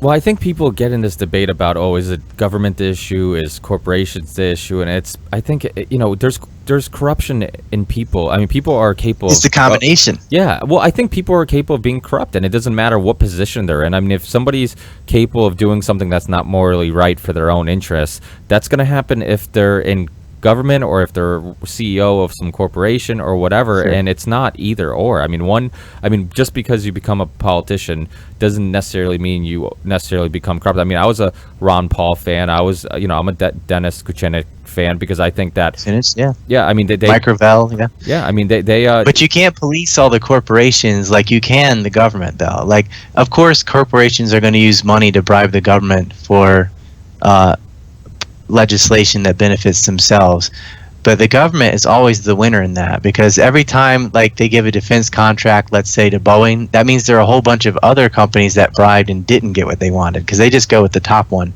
So they lobby and sometimes they lose and sometimes they win, but the government wins every time because they get all the money from the winners and the losers, and they are wearing the pants in this relationship. To me it's like, if you have a drug dealer, like obviously if people give him money, he'll give you drugs, right? That's what you want. You give him money, he'll give you the drugs. And so you could say, well, see, they're controlling him. As long as they pay him, he'll give them drugs. Like, no, they're not. Because if you get rid of the drug dealer, there's no one to pay for drugs, right? You can't stop all the lobbying, but if you get rid of the government's power to pick winners and losers in the marketplace, then there's no one to go lobby for favoritism. It's the government in charge of issuing out favoritism to corporations, ultimately. And if you change that, there's nothing they can do about it. But they always want to, like, it's the corporation's fault for accepting government favoritism. Like, of course they're going to take that. I mean, if someone's going around giving free alcohol and you have people abusing it and becoming alcoholics, do you go around and chase around every alcoholic, or do you go after the person giving away the free alcohol and problem solved? Yeah. And that's the government in that relationship. We have a very bad government. I wrote a book called Separation of Business and State, and that is the essential problem. We have to separate business and state, and it's okay. I'm not giving the anarchist perspective. I've given a libertarian perspective. Like, it's okay to have courts and build some public works like roads and things and police departments and stuff, but the government should not be involved in the marketplace. They should not be issuing out trillions of dollars in no-bid contracts and corporate welfare and bailouts. That is wrong. Now, and the media doesn't report on it, so it's their fault too. But they are a corporation themselves.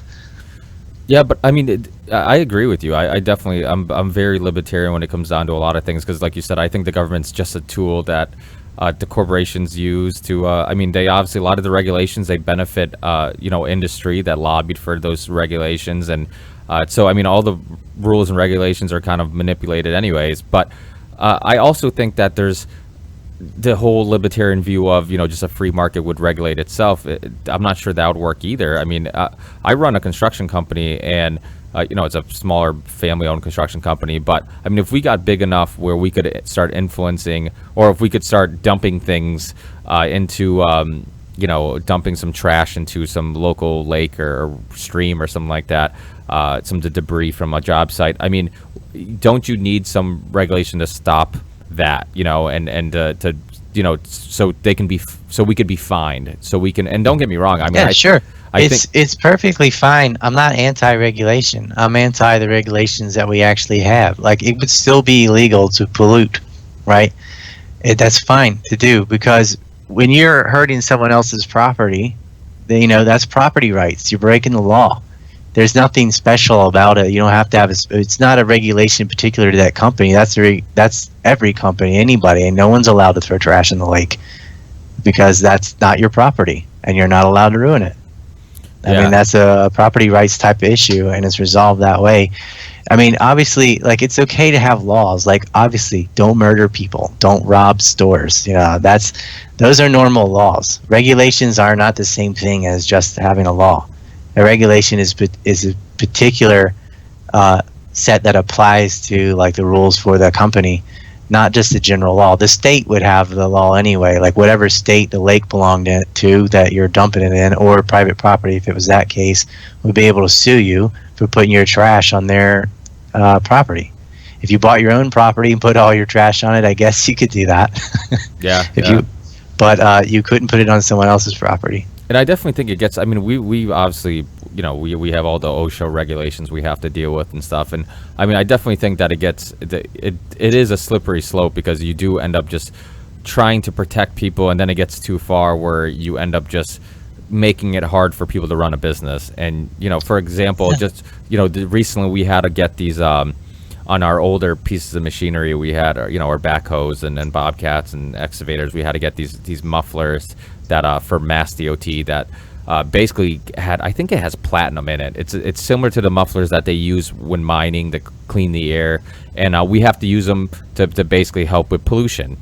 And it's so ridiculous, because it's like, you force these companies, smaller businesses like us, to get these exhaust pipes and these mufflers that are thousands of dollars for sometimes a bobcat that's not worth much more than that. And the real reason is not the environment. The real reason is they're protecting the established franchises who can afford that. Oh, absolutely. And pushing out the market competition from any competitors arising to challenge them and bring prices down. Of course. It's a protective market. They do that in fast food. I mean, my little brother has a little ice cream shop, and he wanted to have French fries, and they're like, well, if you want French fries and have this oil cooker in here, then they added all this unrelated stuff, like, oh, well, then you're going to have another sewage tank, which means you're going to have more land to put the sewage tank in, and a bathroom, and then you're going to have to make this outdoor deck an indoor deck. What's that got to do with fries? Nothing. But they just set it up in such a way where basically if your building doesn't look exactly like McDonald's, you're not allowed to do it. Where these companies already have the recycled blueprints and lawyers and stuff, and know all the requirements to have all the things they want to do ahead of time. So if your building isn't designed the exact same way, and you have all that, they have ways of regulating you out so that you can't compete. You're going to have potato chips instead of fries, because you're not allowed to have fries unless you have all these things. And it's just tons of stuff like that. And I went over that in my book too, like the ridiculousness of, like, this woman who wanted to have strawberry ice cream, right? And she wanted to use real strawberries instead of the condensed syrup. And oh man, you can't do it. I mean, you can't sell lemonade. You can't use raw milk. You can't do this. You can't do that. And it's to protect the establishment industries. But they always use this do-gooder veneer about the environment or safety or something. And it's never not never, but it's very rarely sincere. Yeah, I mean, I've seen videos of raw milk farmers getting seized, having people come in with guns, and I mean, it's pretty insane. I mean, yeah, they're after raw milk, but our own CIA is giving running guns with Fast and Furious to the Cali cartel and so forth. Like, yeah, that's okay. That is fucking. That Fast and Furious story is just fucking infuriates me. It's insane, because I mean, they end up just basically publicly acknowledging the fact that they didn't even have a way of tracking those guns, and people just kind of weren't interested in it. I mean, they're not tracking them. It just, and everybody just got like, okay, that's it. That's the end of that story. It's like they were fucking just giving guns to the cartels and gangs, and I think it was a border police. I mean, I think that's how the story got killed by them. Yeah. Well, and actually, how did they find that? That's an interesting point, because I was always wondering, how did they find out that those guns were linked to them? If they were, because I'm guessing if there was no way of tracking them, then that means that there probably wasn't serial numbers. Oh well, I mean, you can track them after it got fired. You can do a ballistics test and figure out what gun it was, but they had no way of tracking, like, where they were flowing to. Like, it's too late after it gets used, right? Then someone's already shot. Yeah, no, I assumed that there were just probably nothing on them to know where they came from, or no serial numbers, no anything, and but yeah, I mean, the whole. Well, I imagine they would shave the serial numbers off, but you can still do a ballistics test and match it with the barrel. And if you had a previous one, and then you could deduce it, but I mean, I don't think they would even have to hide it, because they know. they're not being tracked and there won't be any consequences.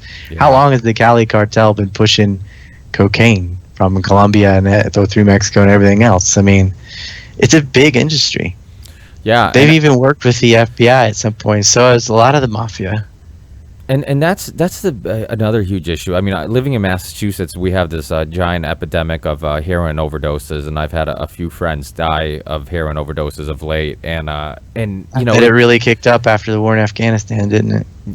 Well, yeah, and I think a lot of it also had to do with pharmaceutical drugs. I mean, the fact that most of these kids were initially addicts to, you know, Oxycontins or Percocets, and then once that dried up, they started looking for you know, some cheaper alternative, and heroin was just so cheap that it was just a great alternative for people who were looking for their fix. And yeah, I mean, and that's another point, you know, how much of it I after we went to Afghanistan, I forget what the percentage of heroin that comes from there now, but I mean, the percentage just skyrocketed after we went to Afghanistan, and that's another part of the story that nobody really talks about. And I mean, that's the thing, like you're talking about $64 billion a year in opium trade, and it's not just heroin. They use the opium base for morphine too, which is legal-ish. I mean, you know, under certain conditions, but it's valuable.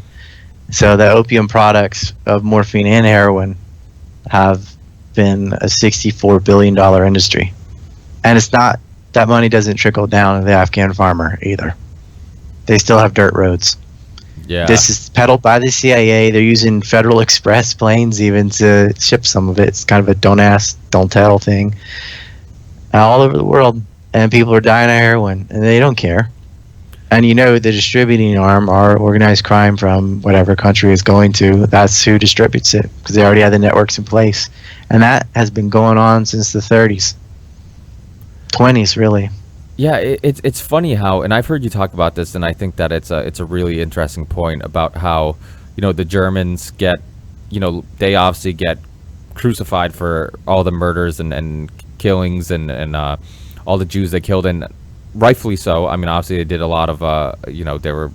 Yeah, burning Polish villages is not cool. Yeah, but I mean, but I also think that it's amazing when the winners do it, how they get a pass. And I know that on I've seen the documentary Hellstorm, and I think I've seen it on your website too. I was the first person to interview Tom Goodrich and the first person to put Hellstorm up on YouTube. Yeah. They, you know, and that's just the German theater. What they did in Japan was even worse. And it's not just nuking 2 cities, civilians. It was the firebombing of basically every major city. And the starvation. And they didn't even have POWs because they killed them all on the spot. And that's how America rolls. And, you know, there's plenty of guilt to go around. World War II, the Russians and the Chinese killed tens of millions of people. And you look at the colonial powers, France and Britain and America, I mean, they basically genocided about 20% of the planet. And also those same countries involved before that, 44 million Africans in the slave trade. We're like, oh, that's in the past. We're like, no, they were still doing it in the Congo, even during World War I. And about 15 million people died. 3.5 million died in Bengal, in British territory. They had the partition of India post-war, which is an absolute disaster. 3 million Germans killed and put in camps, and real camps, not labor camps. I mean, they didn't have beds and kitchens and stuff. They just were out in the field, drinking their own piss, trying to survive, and died right there. I mean, didn't feed them at all. That was Eisenhower's death camps. They completely butchered Germany, and mass rape all over the country. And, you know, it's sad. It's disgusting. There's nothing cool about World War II, and there were no good guys. Yeah, I agree, and I think that, I mean, Hellstorm was a perfect documentary that really showed the perspective of I mean, because that's the other thing too, is like, you know, so tons of Germans, you know, just civilians, people who lived in villages were getting raped and killed and murdered, and people forget. Not even Nazis, just Germans. Yeah, and that's my point. Like, they're just Germans, and the thing is, people forget when we went to Iraq, there's a lot of people who oppose that, and what our government chooses to do doesn't necessarily represent everybody in this country. So, in other words, could you imagine if Iraq was like the U.S. and they just nuked New York? Well, that's my point. And Los Angeles, they just nuked a couple cities, like what happened to Japan. Exactly, and came to town and started raping and killing my family and friends because we represented the actions of our country. I mean, that's basically what happened in World War II. And it's something else because Japan attacked an American military base in Hawaii. Hawaii was not part of the United States, by the way, but the U.S. had a base there anyway. They attacked Pearl Harbor because of the oil embargo and the 8 points of the McClellan memo that had all been pushed out and implemented. I'm not defending Imperial Japan. I mean, they had Nanking and killed Chinese people and Koreans and everything else, but that was the government and the military. But they did follow some rules of war, and they attacked a military base. They didn't attack Hawaii. They attacked a base. But when the U.S. got to Japan, they just attacked the cities. I mean, they had the Doolittle raid right after Pearl Harbor when they went and bombed Tokyo, just bombing people, because they could. Not a military target whatsoever. They just started killing people. And there are some historians who now it's much more open, the conversation that they possibly had information that Pearl Harbor, the attack was going to happen, and that they knew for sure. And also the fact that they didn't have to drop the bombs. I mean that Japan had been trying to surrender since that April, and it was totally unnecessary. And it was a display of power against the Soviet Union for the U.S. to show their new toys. Yeah, well, I think that's exactly what it was. I think Truman had a little man syndrome, and he really wanted to send a message, and I think that it had a lot to do with the fact that it was a perfect opportunity, like you said, to show off their new toys. Well, the Japanese had elected a new government that March, specifically with the task of getting peace with America, and tried over and over again, offered total surrender, everything. They said, well, it wasn't total surrender. Yes, it was. Because the deal they ended up getting was exactly what the Japanese had been asking for previously. And they wanted to bomb them. And Nagasaki wasn't even a target. It just became a target because the other target had bad weather and rumors of Japanese Zero planes. There weren't any, but they thought there might have been. So they just said, we'll just bomb this city. It was of no military significance at all. And they dropped a plutonium bomb on it.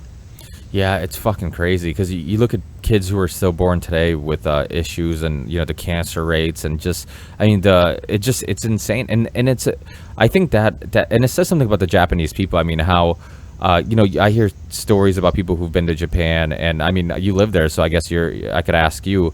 I mean, it seems like they don't hate all Americans because of it. When it almost seems like it would be very understandable if they still did, but it seems like they don't though. Yeah. They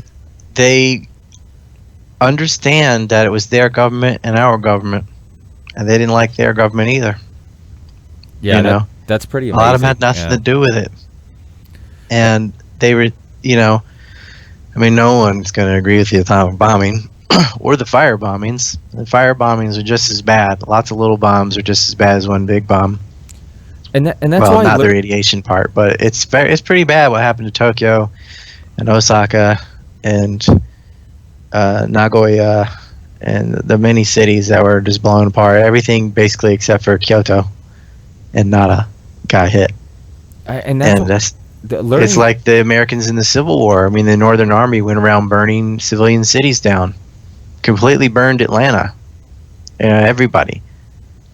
It was total warfare from that. William Sherman said war is hell, and that was the American way of waging war, is to specifically target civilians. And if you want to say that, then own it, because when you have Nuremberg trials and all that, it's such hypocrisy because you're guilty of everything you're accusing your enemy of.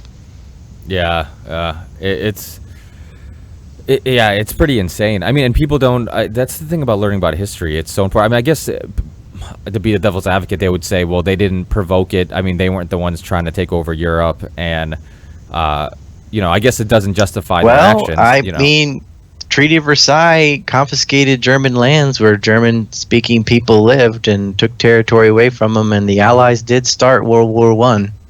That wasn't the Axis powers. Yeah, the Serbians that assassinated the Austrians, they physically started a war. And so you could make an argument that World War II is an extension of World War I, because if not for that and taking away into the corridor to Danzig and all that, I mean, these were the issues that actually led to the war, right? So I don't think you can ignore all that. But people get emotionally attached, like you're picking sides. Like, I'm not defending Hitler or anything like that. I'm just telling you what happened and how they were able to get so many people mobilized behind a cause, because He did take away their lands. They did have hyperinflation. They were facing these problems. Italy too. That's the reality of the situation. And I think it's important to study these things because World War II was avoidable. So was World War One. And well, there was a transfer agreement. Once if you start the story with after Hitler invades Poland and all that, you can be like, well, shouldn't we have gone and stopped him? But that's starting the story in the middle because it would never reach that point without the harsh Treaty of Versailles and all that. Yeah, so you got to start things from the beginning and rather than the middle. Have you heard of the transfer agreement? Yeah, of course. I mean, that ended in 1939 when the war started, and that was to benefit German companies, and they were shipping Jews to Palestine, and the Zionists were completely behind that because they wanted a Jewish presence in Palestine. They've been trying to get that even during World War One when the British had it. They've been trying to make Palestine into a Jewish state and create the state of Israel. Yeah, and that was Hitler was basically on board getting rid of, just I guess moving them there. And I mean, it's funny because that's kind of a part of that whole story that never really gets talked about, because it would sound like Hitler was okay with moving them and giving them their piece of land. And well, it was a way of subsidizing German companies because the Jews had to pay German banks and companies to keep their own assets that they were moving in Palestine. It's not like they just got on a boat and went to Palestine. They're bringing their assets with them. But in order to transfer all that, had to go through the German filter, right? So Germany was benefiting from that.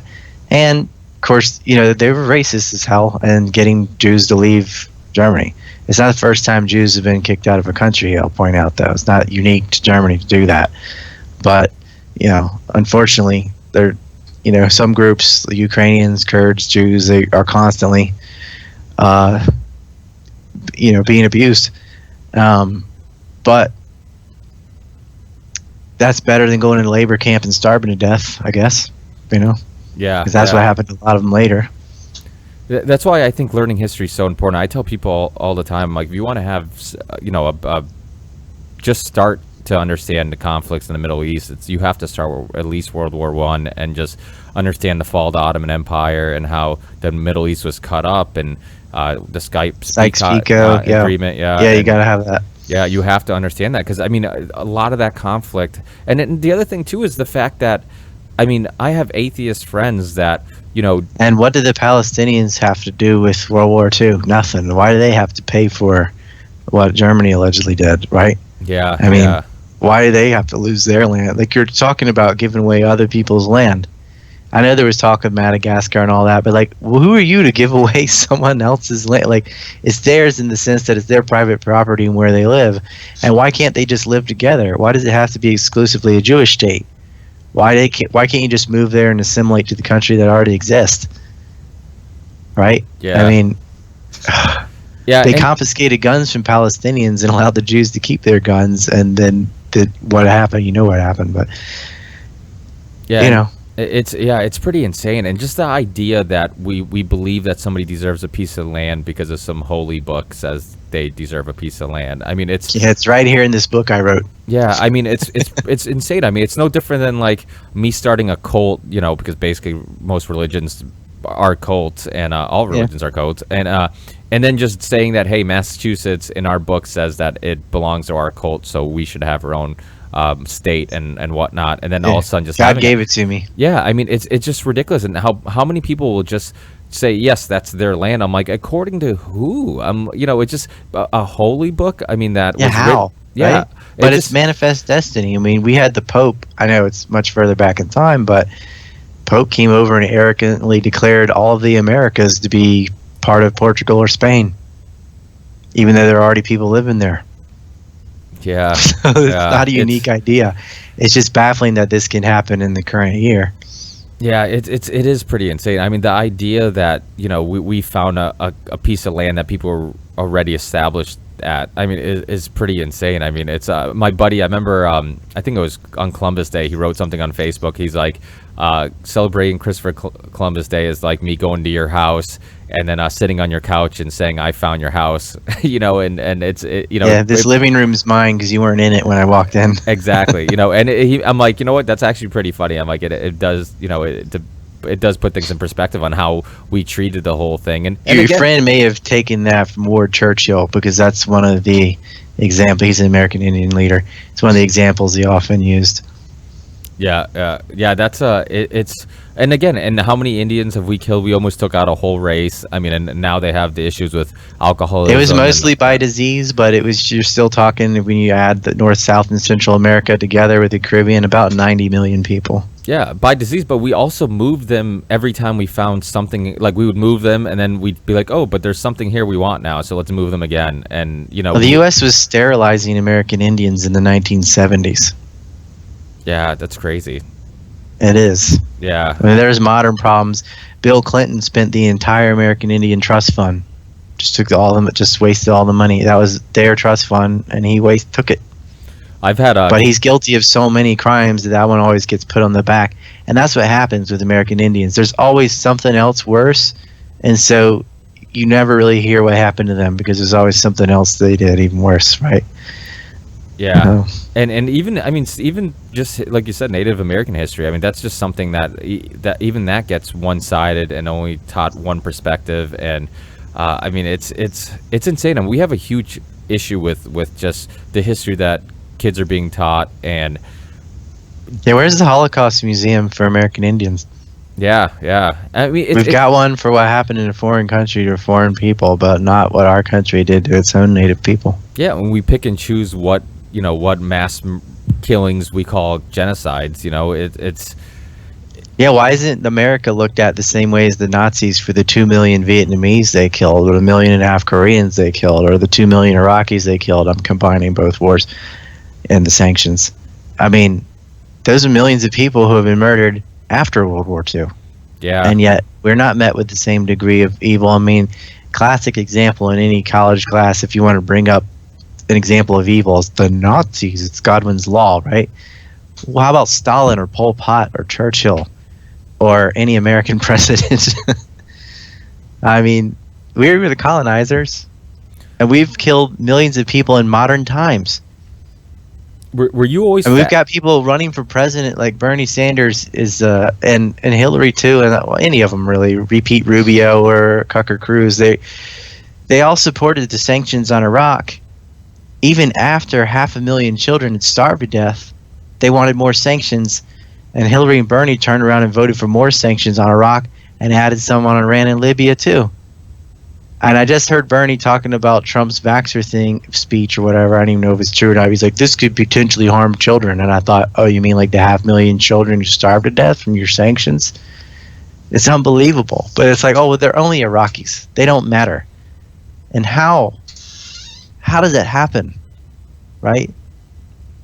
Yeah. How did you get involved in history? Was that something you always, because obviously it seems like your interest was sparked, in all these not believing the official story in history or current events or any historical events that has been sparked by just intrigue with history. Is that something that you always were intrigued with? My big thing in school was always math was what I was good at.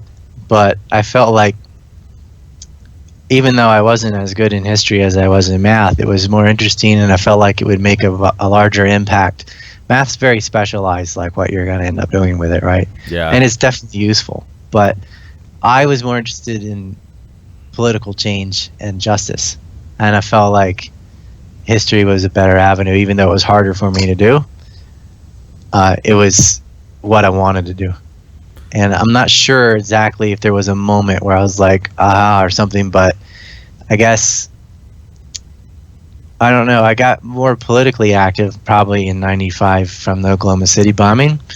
And of course, Waco had happened too. And were you living it's just I was old enough, and the internet was coming around soon, around a few years after maybe I was old enough to use it. And you were living in Cali at the time, or?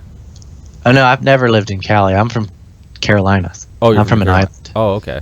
Yeah. I grew up in Cape Hatteras Island, and I was at boarding school at the time in Virginia in Lynchburg, and we had like Jerry Falwell come and talk at our school. And so yeah, I was not a big fan of that version of the religion, but I remember in 5th grade being pissed off about why we didn't have a line item veto to cut pork out of bills. And that's when Dukakis and Bush Sr. were running against each other. And I'm like, they put this stuff that's unrelated on the bill, and you can either veto all of it or none of it, and you need a line item veto and blah, blah, blah. I was saying that back then, and I was fighting for beach erosion. I met Walter Beeman Jones Sr., actually. My brother in 4th grade won a national contest and have a twin and gave a speech at the Vietnam Wall. I have a twin, too. That's funny. Oh, cool. Yeah. So I guess, I remember listening to him 9 years old at the Vietnam Wall. My brother won the contest. I think I got 3rd or something. So we were super political, I guess. We just knew this stuff. I don't know why, but there was no government class or whatever in 5th and 4th grade. It's just something you did. And I just felt like it was hopeless, because how are you ever going to reach people if you knew more about the Civil War or whatever it was? What are you going to do? You can write a book and they're not going to read it, because I didn't see the internet coming. But once it was there was wow, there's a way to reach people now, and it's gotten better and better with social media and video sites and so on, where you can do what I've been doing. So I've been writing books and doing radio and podcasts and making videos and trying to make movies, and so every medium possible. I guess I've always been concerned with justice, and I really credit that to maybe when I was 5 or 6 and getting into superheroes. I got my moral compass. I was making a joke about Superman earlier, but I really believed in that, He-Man and all that. I grew up in that era, and I felt being a good person is very important. Being moral and strong and smart, that's what you got to strive for, all these virtues. And later I got into philosophy and stuff, but I lost my eye when I was 10 years old. I had a piece of asphalt fly from my eye from a crusher that was making a parking lot. And a babysitter for my little brother put me onto Daredevil, who's a comic book hero who's blind. Yeah. And that started my comic book kick. I also, because I was missing depth perception, got into wrestling, where I used to play basketball. And from wrestling, got into martial arts and all that. And so that event pretty much shaped me into I'm the guy that's known for politics, martial arts, and comic book knowledge, right? So it's what happened, I guess. That was the moment, losing my eye. I did get vision back in my eye over a year or two, slowly. I was young enough to have plasticity, but I lost red-green color, the cone for red and green. So that's why my joke picking on gingers all the time is funny, because I can't even see the red hair. That's funny. I can see the lack of soul in their presence, though. It's fun, yeah, because I'm a twin too. I don't think I've ever even said this on the podcast, but my brother and I actually, weirdly enough, have different birthdays, because I was born after midnight, so he was born on April 18th, and I was born on April 19th, a little after midnight. But it was funny, because I don't know how you and your brother were, but are you identical twins? Yeah, we're identical. I look at pictures when we're kids. I have no idea who the hell we are. People will be like, "Oh, who are you in this picture?" And I'm like, I have no fucking idea. And then I'll ask, you don't remember. Yeah, and then I'll ask my parents. Well, my parents dressed us alike, so I feel like a little bit of my identity crisis happened, because people are, I don't know how you were growing up, but people would be like, "Oh, I think it'd be so cool to be a twin," and I'm like, no, it kind of sucks. Because it's always the which one are you, or who's the whatever. Exactly, right? And then and then it almost seems like you don't have your own identity, like you share it with somebody else, and because shared reputations, I didn't do that, he did that. And exactly, it's y'all. Exactly, yeah, because sometimes people would be like, "Oh, which one are you?" And that's why I'm rugged libertarian for individualism, rebelling against being an identical twin. That's where it all comes from. Yeah, because I did notice, though, and I'll ask you this question. I was curious. I'm always doing science projects. There's certain people who could tell us apart, and some who never could. And maybe no one could tell you apart, or whatever. But in our case, it seemed like some people just couldn't do it.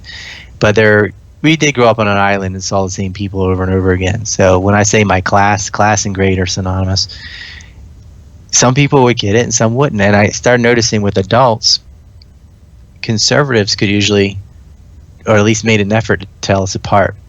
And liberals would just give up and they were the collectivists and be like, "You're all the same," and thought it was funny. I also had to deal with the crap from G.I. Joe, because that was popular when I was going to kindergarten. There was a set of twins on that show, and who could feel each other's pain and stuff. And so people would ask me questions like, if your brother gets hurt, do you feel it? And I'm like, no. But then later I was like, yeah, sometimes, just to mess with them, right? Yeah. Well, I tell people ask us. Adults would ask me stuff like that. Yeah, I get the same thing, and I tell people, I'm like, it's no different. If you ever talk to any twins that might have that instinct, I'm like, it's not a twin instinct. It's the fact, like, I have a son, and you talk to a lot of people who have kids. And well, he's not old enough where he's going out. Or even another brother or sister that's close in age, just from living with them in the same room and all that forever. That's the thing. Exactly, and knowing their patterns. Like sometimes you'll be like, I feel like something's wrong. It's like maybe because they're out a little later than you expected, or they didn't call you as often as they usually do, or at a certain time. It's when but it's regular intuition. It's not like my arm hurts or something like exactly, that. Yeah, like that's what they were talking about. Yeah, like, well, that's what. Yeah, I've been asked the same thing, and I've been asked the same thing, and I'm like, yeah. And when he's getting late, I feel that too, and that'd be awesome. Yeah, I give him a high five, like, yo, you should keep that girl from last night. She's a good time. But yeah, it's hilarious. Did you ever dump a girl for your twin? What do you mean? You don't want to say it's right. Now, like, my brother had me dump one of his girlfriends. We live on an island, so full of tourists, so they would kind of rotate in and out. And I didn't even know her, but which made he didn't know he had a twin, and he didn't want to deal with it because he was already with another girl. My brother was a total playboy, and he had me go dump this girl, and I did, and I was completely cold because she cried and stuff, and I was like, oh, whatever. I hadn't even met her before. Yeah, we actually grew up in that era. I was 13 years old, but looking back on it, that was a really shitty thing to do, but I'd never dated at all and didn't get it, so I was just like, okay. I was like, nope, it's over. Da da da da. Well, we grew up in a different era where you actually had to see face to face the people you broke up with. Where today people are like, "What are you talking about?" I just block them on Facebook and I never have to see them. Oh right, you can just text them or something. Yeah, exactly. Well, no, you can't see them face to face. Yeah, it's which I definitely think is going to hurt maybe some social skills in the long run, but. People are more comfortable talking through social media or through texting than they are, face to face. But I think that's the nice thing about growing up in our generation. We kind of got some of the skills before the internet really blew up and was common in every home. But yet now we get to benefit from it, from like doing our own research. I mean, I graduated. I think our generation's very lucky because we got just enough of both. Yeah, exactly. Where some of the older are technologically clueless and the younger are socially clueless, and they don't know how to do paper research, and not everything is online.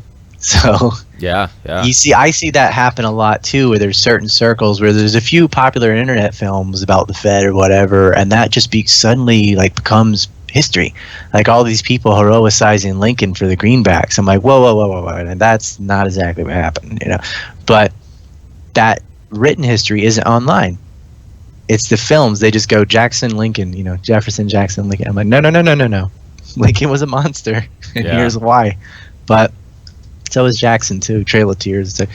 But you're seeing people suddenly become heroicized that never were in the past, based on one particular issue or whatever in history, because it's on the internet and there's a movie about it. And there's all these other books that contradict it, and the younger generation haven't seen those and aren't talking about them. So I'm a little wary of what's happening with the internet too, is because it's good in one respect, but it's also hijacking history in another.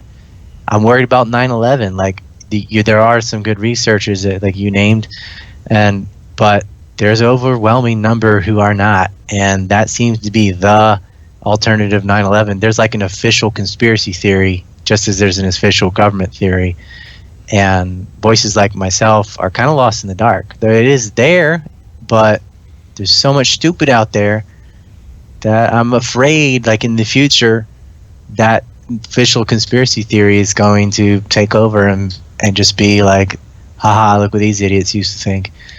Sadly. Yeah, so we have to really fight.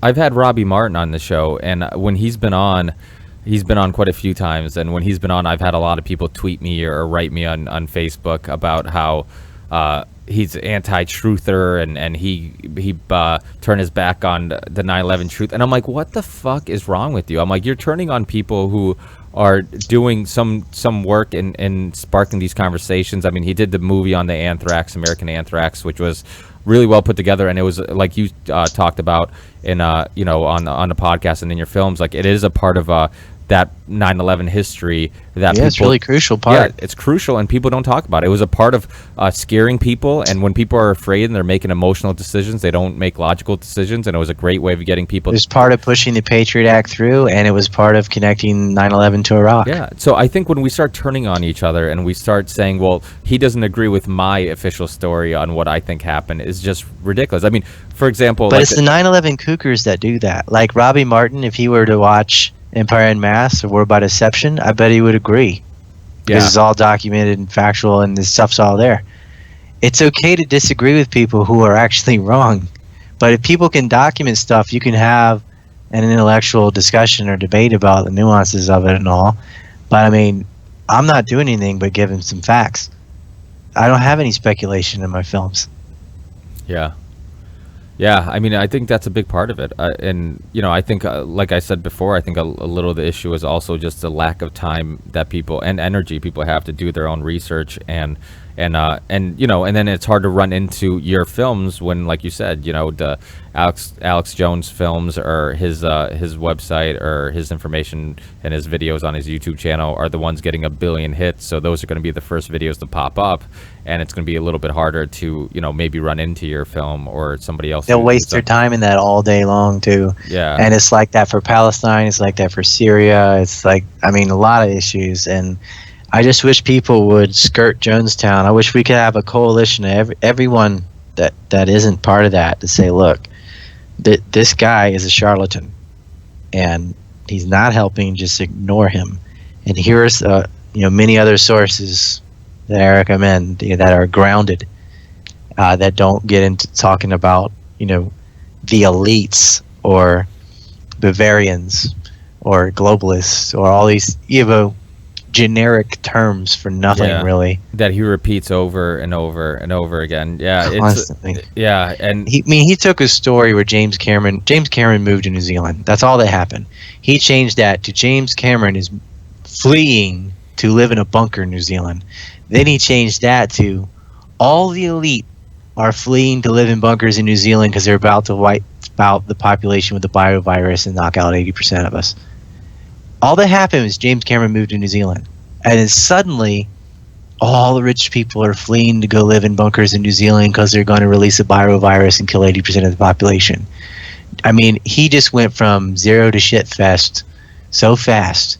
And he released it. His title was like Total Emergency Alert or something like that.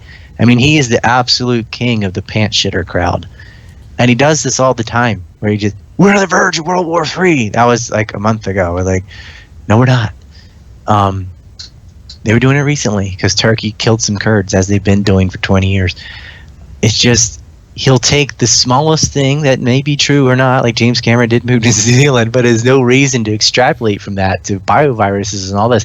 He's the one that put the poison out about FEMA camps and Jade Helm and Ebola going airborne and all that stuff is him. It's all from him and the guests that agree with him so that they can get their springboard.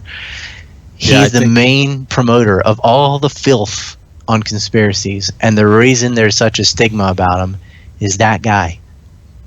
Yeah, I cannot stress enough how much you need to turn him off. Yeah, I think that's and that's the other thing too. So many people that I'm a fan of. I've had Jesse Ventura on, who's been on Alex Jones. Ron Paul's a regular on there. I mean, so many people that I like go on there, and Paul was running for office in Texas, and it's a giant I think audience in Texas. Well, that's the thing. I think that people go on and I guess people will assume if Ron Paul's a fan of his or whoever is a fan of his, and don't get me wrong, like I've said, I hate they're a fan of the exposure.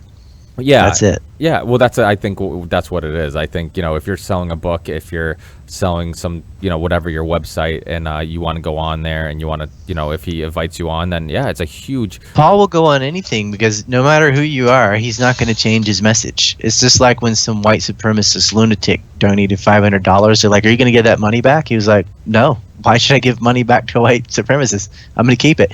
It's not going to influence me at all." He didn't he's going to be the way he's been for the last 30 years, no matter who pays him. I had a guest on my last episode, and he talked about how there was. I haven't looked into it since the last episode, but he said there were some pretty legit links between some some racist people and Ron Paul. Are you saying that there wasn't any real proof that he was? No, there wasn't. There was some idiot that wrote a byline on a newsletter who got fired, who wrote some stuff that wasn't even racist if you read it, but just because it was accused of such, that was it. I mean, Ron Paul, just look at his record of his entire life. He was a doctor delivering babies for most of his career, and then he became a politician. He voted against every single war. Yeah. He never voted for sanctions. Like, his record is pure. He's never been about killing Muslims in the Middle East or segregation or anything crazy like that. Like, he's always consistently supported equal rights.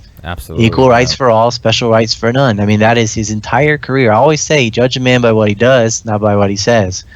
Well, for Ron Paul, it's the same, because he does what he says. Yeah, which is very rare in government. And one thing I loved about him was the fact that he, like you said, he stayed consistent with his message. He's been in politics even when he was in the debates, when he was running for office for presidency. I mean, nobody could go at him about his record, because he was the one person he was in politics longer than everybody else he was running against, but yet he had the cleanest record. So nobody could say, oh, you flip-flopped on this, and then you were pro this bill and anti this other thing. And his speeches, I mean, so many times he was the one calling out the Fed. He was the one calling out the wars. I mean, he was constantly just being the outspoken person who was, basically everything that was... You can go back to the 1990s where he was saying, you're liable to start a war. And, I mean, he was calling, even Osama bin Laden, he said, he's probably in Pakistan right there on that border.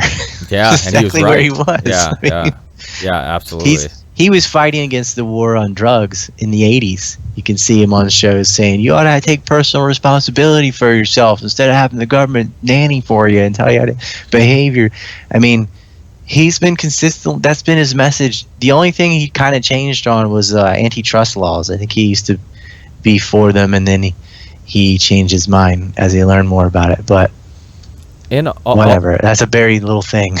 And the thing is, he doesn't let his religious views get in the way of people's rights. I mean, obviously, he's very religious, and he could easily say, well, I'm free market everything, except I want to, make abortion illegal, and so it's one of those things where a lot of both sides will. Well, constitutionally, it's a judicial decision, not an executive decision. So the president wouldn't have a say on it, and the legislative doesn't have a say on it.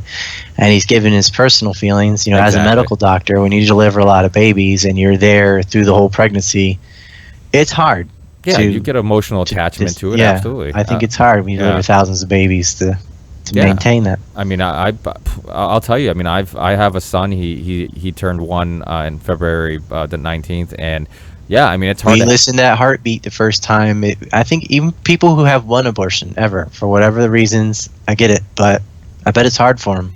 Oh yeah, can you imagine delivering thousands of babies? I know people who've had miscarriages, just a couple weeks into being pregnant, and they emotionally are a mess for a while. And that's, just finding out you're pregnant, and then all of a sudden you immediately have a miscarriage, and they're really broken up by it. I mean, I think there is something about that, but I love the fact that he didn't let his personal views get in the way of policy. He doesn't say that, hey, this is my personal view and this should be adopted by everybody who lives in this country. And he's not my way or the highway either. He was willing to compromise. Last time he ran for president, he's like, okay, look, we'll keep all the social programs. Like, he wasn't cutting any welfare or anything like that. He was going to cut some useless departments and military spending, bloated military spending, because spending more doesn't make it stronger. It just makes it more expensive.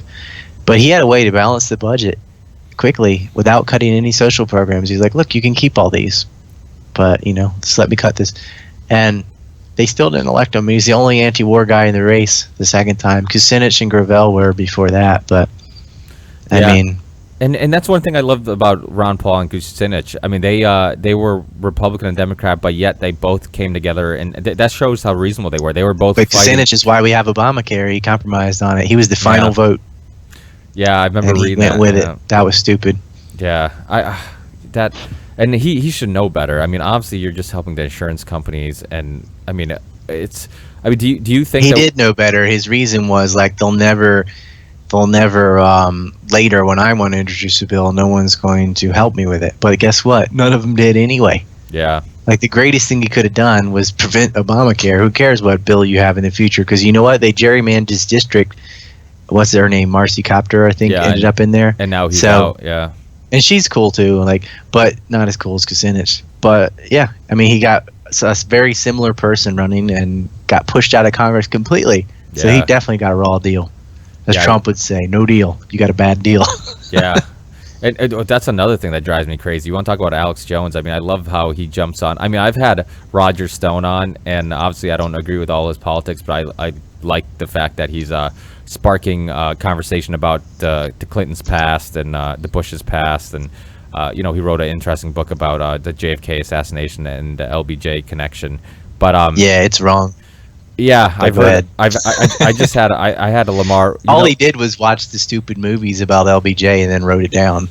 Yeah, I'm not impressed. I've got to make a Kennedy film because the stuff that's out there about the JFK assassination is just as stupid and silly as 9/11. What's your opinion on Lamar Waldron? Do you know who he is, the historian? I just had him on a couple episodes ago. He wrote a couple books on. He wrote one on Watergate. He wrote like 3 books on the JFK assassination. He focuses a lot on the mafia links and all that stuff. We did like a 3-hour show on it, but he's similar to talking about 9/11. Similar type of issue with him. I feel that he had this opinion that it was mafia was the big should be highlighted, and that was the who had the biggest role in the whole thing. And then when I brought up mafia is always intermediaries. Like when I was talking about Our Time, Wartime, or later, I didn't get into it but the Gambino family, which is prominent mobsters in New York, all the way from Giavessi, blah blah blah. They actually also gave a $500,000 loan to the same commissioner, Bernard Carrick, and they had this scam about windows and stuff and getting favorable. Carrick was not only the police commissioner, he sat on the board of a lot of these city council things that were in positions to regulate construction industries and stuff, and he gave them favors basically, and the mob was paying him off there too. And that Gambino family mafia has very deep ties with the Israelis too. So there was a little bit of intermediary mafia involved in 9/11, but to me, like, it's all mafia. Like there's no more organized crime than government. Yeah, no, you're right. But to be like, back in the day when you trace up Marilansky and stuff, like they had a much more prominent role than now. I mean, now with the CIA, you don't have to outsource to the mob all the time. But I mean, you could say Al Qaeda is like a mob, right? They're organized crime. They're terrorists, absolutely. Right? Like, so if it depends how you color it. Like, if you want to say that, then all right, fine, it was. But most people, when you say organized crime, the image they have in their head is like Bugsy Siegel or Mirafshay and Italians with guns or whatever. Bugsy Siegel was Jewish, though.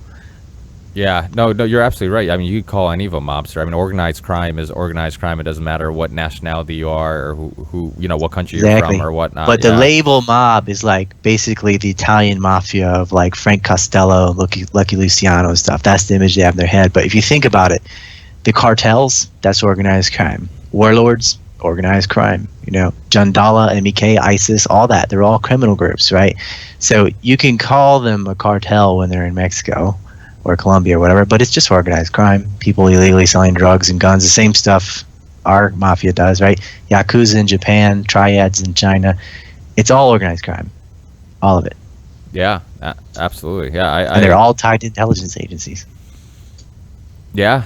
I mean, that's a huge issue. Sam Giancana was hired by Hoover. Yeah, and that's the thing. Like he Lamar Waldron focuses a lot on the mob and stuff like that, but it does seem like and then Roger Stone's book focuses on LBJ, and not that there isn't some evidence that LBJ's link. Obviously, he had. Well, LBJ had assassinated people in the past. Yeah, he had, and he did have ties to the mob, and he had the Baker scandal, and then all this other stuff, and then the people talked about him putting his head down. I know what he wrote because everybody's seen the stupid Who Killed the Kennedys film, and that's all he did was write it down. Well, it's funny. That's the level of research that these celebrity children do. Well, it's funny because when I had him on to talk about his book, Clinton's War on Women, he said something similar. He was I mentioned Clinton Chronicles and the Meta Connection documentaries, and he's like, I got a lot of my information from that, and kind of like all of it from YouTube videos, and that it's fine. But like the kids that are like related, like Jesse Ventura's kid and Oliver Stone's kid. Oliver Stone fucked up JFK big time. I mean, he had the biggest Israeli arms dealer was the producer of his movie JFK, and they didn't mention the mafia at all, right? The one time they mentioned it was when Kevin Costner said, "Oh, you think the mafia could cover it up? No way." I mean, they just totally poo-pooed on that and never brought it up again. And of course, they didn't mention Israel at all. It was basically the same thing you hear about every Kennedy thing is, the CIA was mad because he didn't give them air support in the Bay of Pigs, so they killed him. And they go through the Guy Bannister cell and set up Oswald. That is the classic, like, official conspiracy theory of JFK, and it's just so dead wrong on so many levels. So what do you think? It just gives me a headache to debunk it all. What do you think was the biggest motive to kill JFK? Do you have?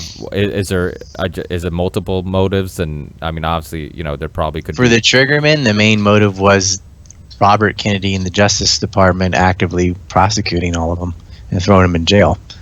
But for those that hired the triggerman, the main motive was the Kennedys were part of a policy. This is going to be hard to nutshell. It's a number of reasons for their foreign policy. I mean, they were expecting nukes in Dimona. They were giving Palestinians the right to return, which is huge.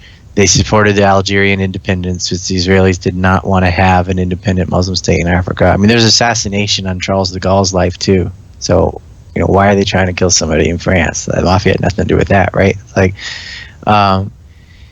it's a long story, and you have to look at both Kennedys. And if I don't do a documentary, I'll just do a long podcast about it or something. I have to get this information out there, but I don't want to try and summarize it or sloganeer it, because is there any book? I don't think that's beneficial. Do you think there are a bunch of books that have you can pick some information out of certain books. Contract on America is good by David Schwemm. James D'Eugenio, who I interviewed in LA, he's got a book called Destiny Betrayal. And that's got some thick stuff, especially on Oswald and Guy Bannister. First book I mentioned is mainly going from goes through David Ferry and of course Jacob Rubenstein, or Jack Ruby, and that whole history. And if you read enough Kennedy books and you're able to retain information really well and piece that together, you can start putting the puzzle together. But of course, Michael Collins Piper, Final Judgment, was instrumental in figuring out the Kennedys. You have to look at James Jesus Angleton office in the counter wing of the CIA and his liaison with the Israelis, and the Dulles brothers, because the Dulles brothers were hardcore Zionists. Yeah, I remember who was behind Operation Ajax and the Levant affair and the Suez crisis, and who was manufacturing this and why, and to whose benefit, whose foreign policy were we following? And what did Johnson do when he became president? Did he invade Cuba? No. I mean, did he reverse Kennedy's policy? Which policies did he reverse? His Middle Eastern policies, and that's it. Because Kennedy started the war in Vietnam. And Johnson continued it. But people are like, Kennedy was going to pull out. No, he wasn't. McNamara and Kennedy sat there in the labor office with maps and were sitting there playing around with whether Douglas was going to get these $6.4 billion in contracts for this new fighter jet they were making. That's in Fletcher Powley's book. I think it's just called JFK, and the subtitles like The CIA, Vietnam War, and the Plot to Assassinate John Kennedy. He was the character in Oliver Stone's movie, by the way, Mr. X or Dr. X or whatever it was. Yeah. That meets him in the bench and talks about the military-industrial complex and how many helicopters are losing in Normandy. That's the guy that wrote that book, and that 90% of that book's on Vietnam, but that nugget is in there. And yeah, Corbett has a good a short video. I think it's I think it's probably an hour-long podcast about Fletcher Powley and his him being that guy from the JFK movie. And yeah, well, some of the stuff he said in his book are wrong. He made mistakes, but he's not lying. He just is wrong. But all you got to do is look at Johnson's presidency and see which policies he reversed. And you look at the people who shot Oswald. Like, obviously Jack Ruby's involved.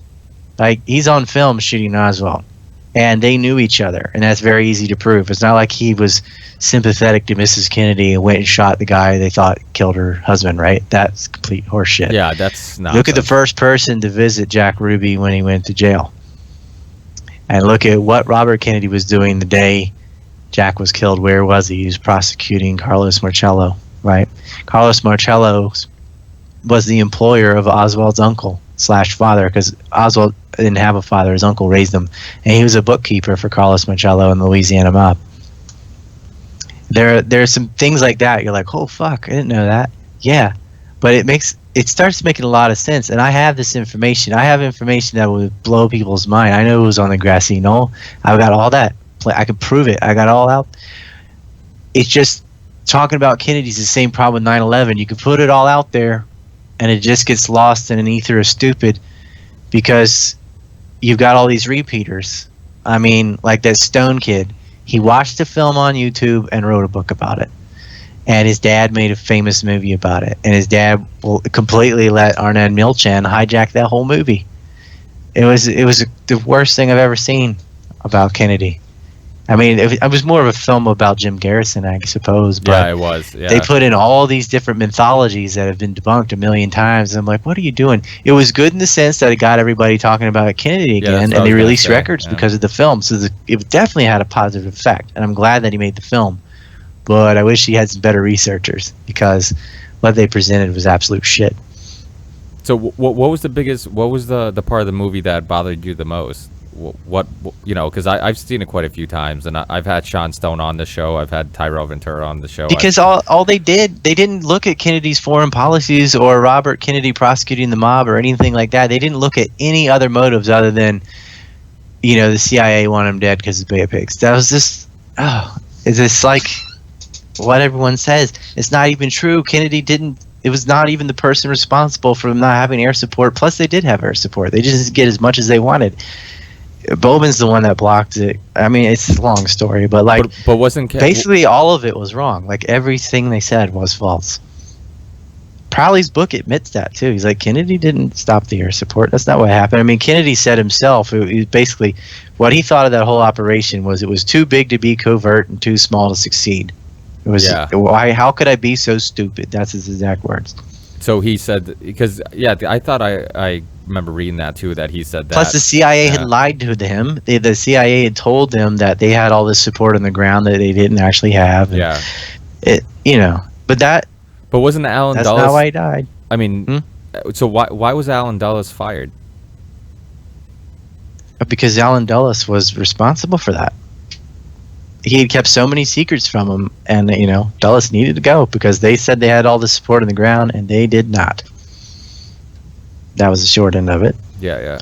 That's because I remember Fordmeyer was fired too. Kenny was sleeping with his wife. Yeah, he was a dick slinger, Kennedy. He was. He was.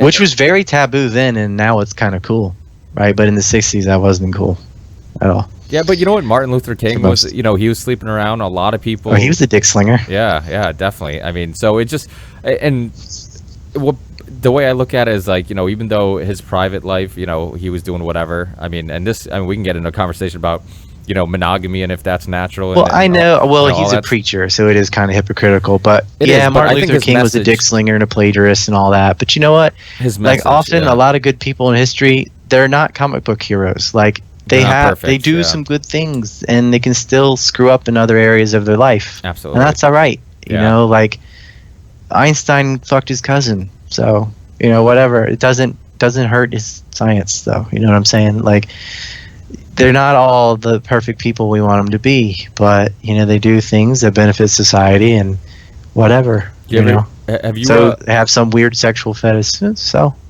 Have you ever heard of Einstein being linked to Zionism and being pro-Zionist and all that? No, he wasn't. He was pro-Zionist back when Zionism meant something completely different. They were supposed to have when they were going to have a state to preserve Jewish culture, and this was after the 6 million and all that. And they offered the prime ministership of Israel to Einstein, and he rejected it because of what he saw Israel as becoming. He said having a Jewish state is as silly as having a Jewish bus or a Jewish chair. He completely opposed it. Einstein was a pacifist. He went around with Bertrand Russell opposing the atomic bomb and they even used his science to make the atomic bomb, and he opposed it. Yeah. He was a hardcore pacifist, and he did not want a Jewish state that was going to be exclusively racially Jewish. He was saying to have a state where Jews could practice their religion, even though he was an atheist, and maintain their culture and language and so on, but not at the expense of the native people. And so they were going to make him prime minister. He said no. Imagine that. You could be prime minister of a country. You already have all the scientific fame, and you're going to be the leader of a new state. And he rejected it. Wow. Yeah. There are a lot of quotes you can see, like where someone's pro-Zionism, because that's, at the time, Zionism didn't mean racial colonization. I thought but didn't it always mean to have their own land? Like, isn't that something that the Zionist movement always wanted, was to get that Holy Land back?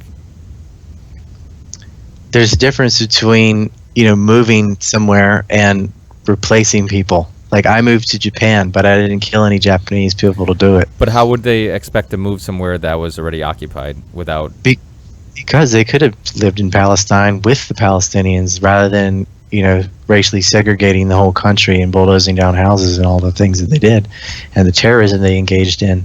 But when they went around gunning people at mosque, there was no point in that. Yeah, but wouldn't they? It was a violent takeover. No, I agree, but I feel like there's. I don't think anybody, or at least looking at it, it seems like there was. You can set up an Amish community in Pennsylvania, in some place in Pennsylvania. They don't take over the whole state and kill all the non-Amish, though. Yeah, it's our right to preserve a particular religion and culture in any area, but you don't give them the whole country, and you don't do it at the exclusion of the people who already live there. Yeah. They could have stayed in Europe. The Allies did win the war. They didn't have to go anywhere. Yeah. There's a...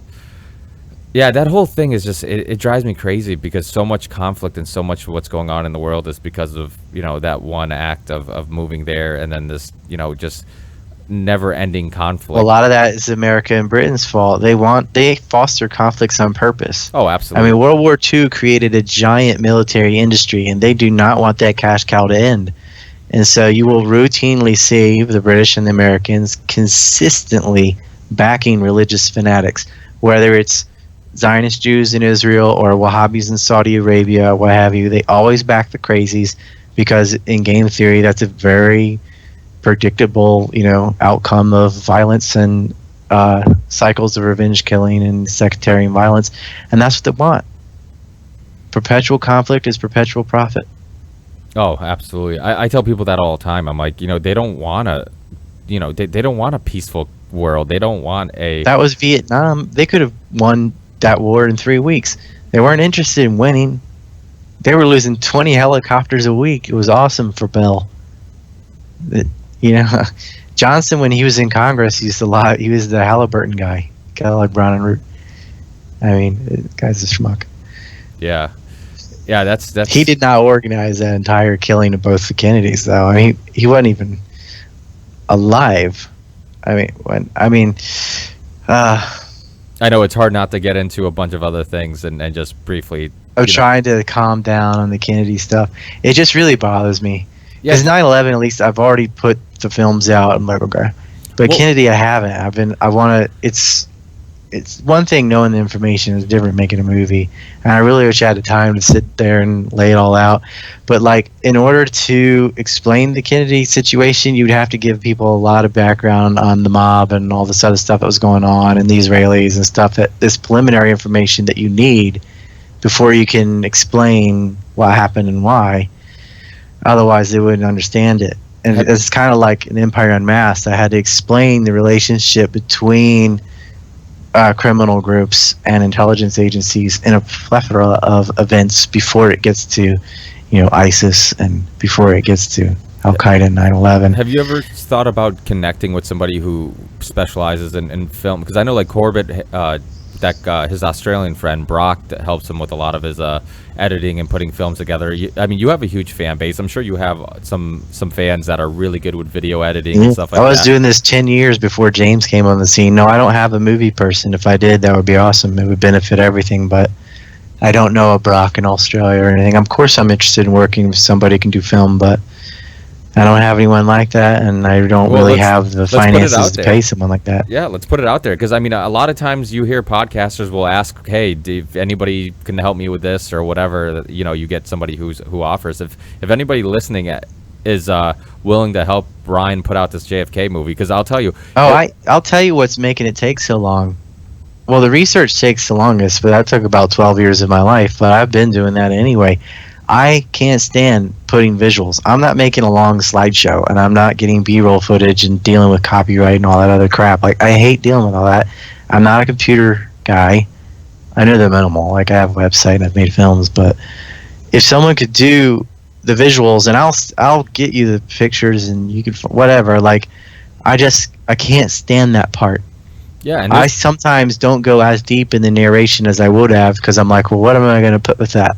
So I just don't even do it. Yeah, I hear you. Yeah, because then you're certain dialogue. You're like, well, what am I going to visually put with that? Yeah, there's and right. I don't have anything legal, so yeah, you know, it takes a lot. Sucks. Yeah, it takes a lot of fucking time. I mean, even with James, he does these documentaries, and you know, I've messed around doing like some music videos, because I do some metal music and some techno and EBM music, and you know, just trying to take you all day to do like 4 or 5 minutes. Yeah, I mean, just putting together like just some slides, and you think, you know, I think mentally you just think, oh, it's only going to be a couple hours. The next thing you know, it's like a couple weeks of putting this and timing this, and oh yeah, it's fucking time. Gotta find all the pictures or video that you're gonna use and arrange it and make sure it's timed right with what you're saying and paced right. And and imagine doing your 5-hour film. I could just imagine. And then you got to make sure, if you ever stop your narration, that the next time you pick it up, it's at the exact same audio level and all that. Like, yeah, that's another.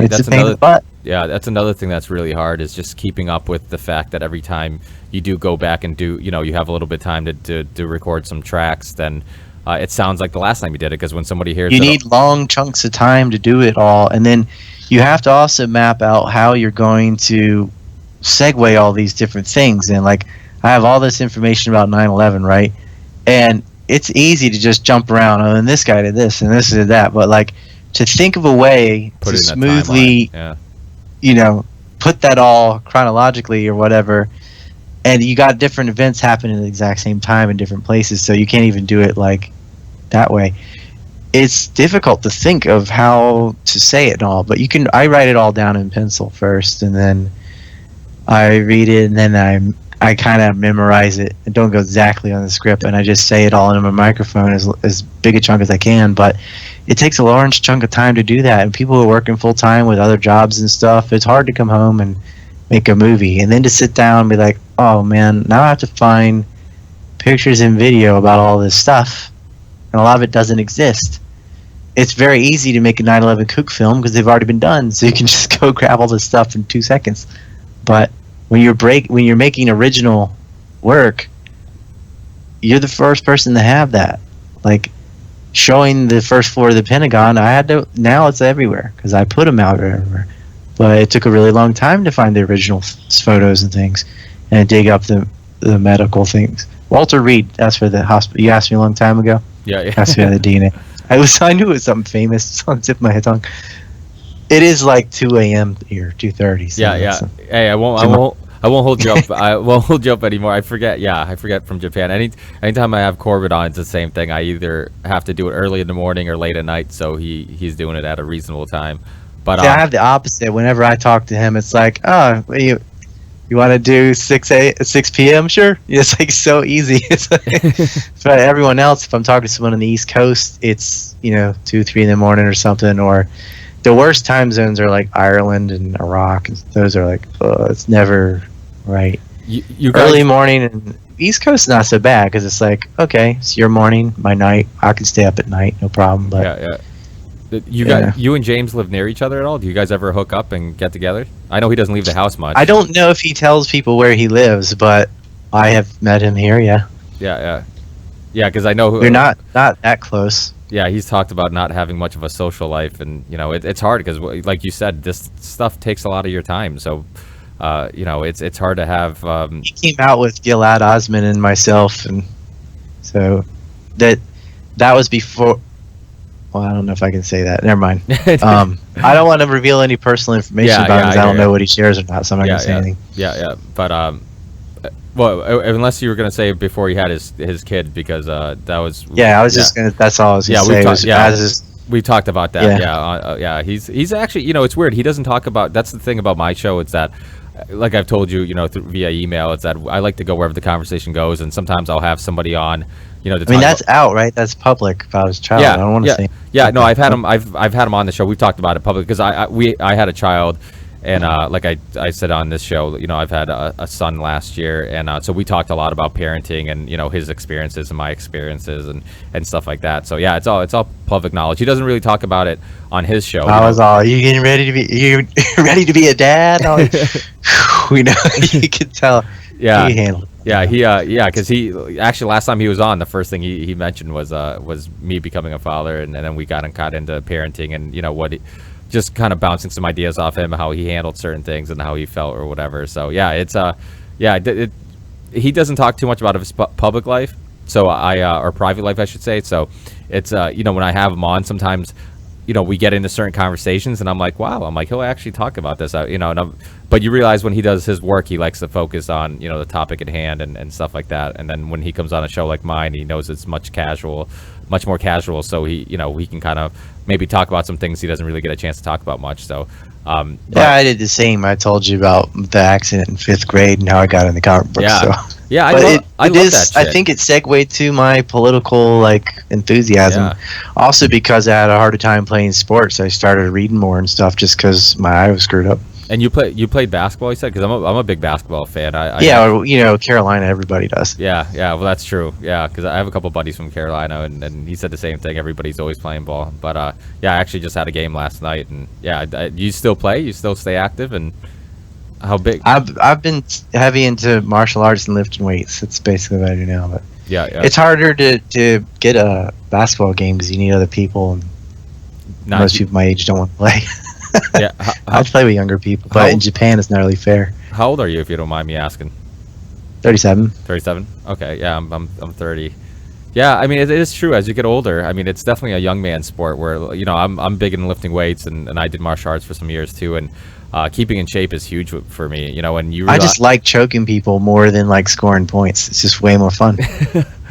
Well, I know it's late, but we haven't got into this weekend's UFC. But what a fucking huge one with Holly Holmes. Oh, right. Yeah, I think it's gonna be better with Nate Diaz in there with Connor, but Misha Tate and Holly Holm. Well, yeah, that's huge. I mean, I think Holly Holm. I mean, she's such a fucking beast. I mean, when she fought Ronda, I remember that night, and I was telling my wife that was a very good fight for her, but her previous fights had not been as impressive. I think since she moved over with Greg Jackson and getting that premier coaching, that she got a lot better. I mean, the coaching and game plan, especially on the highest level, is a big deal. And, absolutely. Ronda's camp, in my opinion, is absolute shit. She's surrounded herself with a bunch of bums who are mooching off her fame, basically. And all she was doing was boxing. I heard Edmund say that on the Rogan podcast. We're just working on boxing. I'm like, why are you going to box a kickboxer? Yeah, that is a really stupid formula. I heard that too. You never saw Ronda throw a kick at all or check a kick. And she didn't. It's sad because you have this premier athlete who you could coach to beat Holly Holm easy, but they had Holly Holm worst game plan possible. She went around chasing her and got kicked in the head, which is funny because she said it on Jimmy Fallon or whatever Tonight Show or something. That's what Holly would have to do. Everyone knew that's what Holly would have to do, and that's exactly what she did do. And Ronda fell for it. I'm a fan of Ronda Rousey. I'm not one of those people who want to bash her because she lost. But I really, when I heard that last podcast when she was on the Joe Rogan podcast, and I heard Edmonds talk about his technique and the things they worked on, and how he was so sure of everything. It's so arrogant, and her mom called it out too. You can't box a champion kickboxer. Boxer. Well, that's the thing. She had 39 fights under her belt. I mean, she was a legit veteran. And the thing that I loved about Holly was the pressure never fazed her. Even during the weigh-ins, Ronda's trying to wile her up and trying to get her angry by talking shit, and she just it doesn't faze her. She's been there. She's won belts in kickboxing. She's had a lot of championship fights, and she. So it's I loved how poised she was, and she had. I mean, she had a perfect kickboxing body. She's she's tall, she has long legs, and I don't think Ronda's ever fought anybody. She worked on her grappling defense too. You saw like a lot of girls would hook around Ronda's waist, which is stupid because Ronda has some certain go-to throws Or her judo, yeah. and Yeah, Holly had prepared for everything. That Uchimata is what she usually uses. She goes to Uchimata, and she doesn't transition to Sotogari or anything. She just Uchimata all day long, sometimes hip toss. And like she's got these set, I don't want to inside baseball people too much, but she's got these set kind of judo throws. And Holly knew, like, she kept her elbow in close to her body and made sure her hand was on the inside of Ronda and trying to put her butt out and get toward the cage to block that throw. And she worn her out. I mean, Ronda was out of gas way before the second round. Well, way out of gas. Every fight she's been in, her last couple fights haven't lasted more than a minute. So I mean, I can see how she had Miesha Tate to the third round, and she's been in judo competitions. But she's an athlete. Like, she should be in shape. She doesn't stay in tip-top shape. You see her, she gains, like, a lot of times you see her from, like, one commercial to another, or you see her in the off-season. Like, I forget who said this on what podcast, but they made a really good point. I think it was actually Mighty Mouse, maybe, on the Joe Rogan podcast, when he talked about how Ronda, like, she gets a little out of shape and then she gets in shape, where Holly is always in shape. Like, she's never out of shape. And that was a big part of it. I mean, Holly's just... Well, Ronda had weight problems when she was younger, when she was doing judo. She used to be kind of a pudgy kid and stuff. So it's been hard for her to get to 135. She says she feels better with her joints and all that and all, but it's not easy for her to maintain that weight, like, her whole life. So she's had a hard time with that. So is it fair to say you're going with Holly in the Miesha Tate-Holly fight? Yeah, I haven't been paying attention to Miesha Tate, though, so I can't really say. Yeah, I mean... Like, I don't know what she's been doing.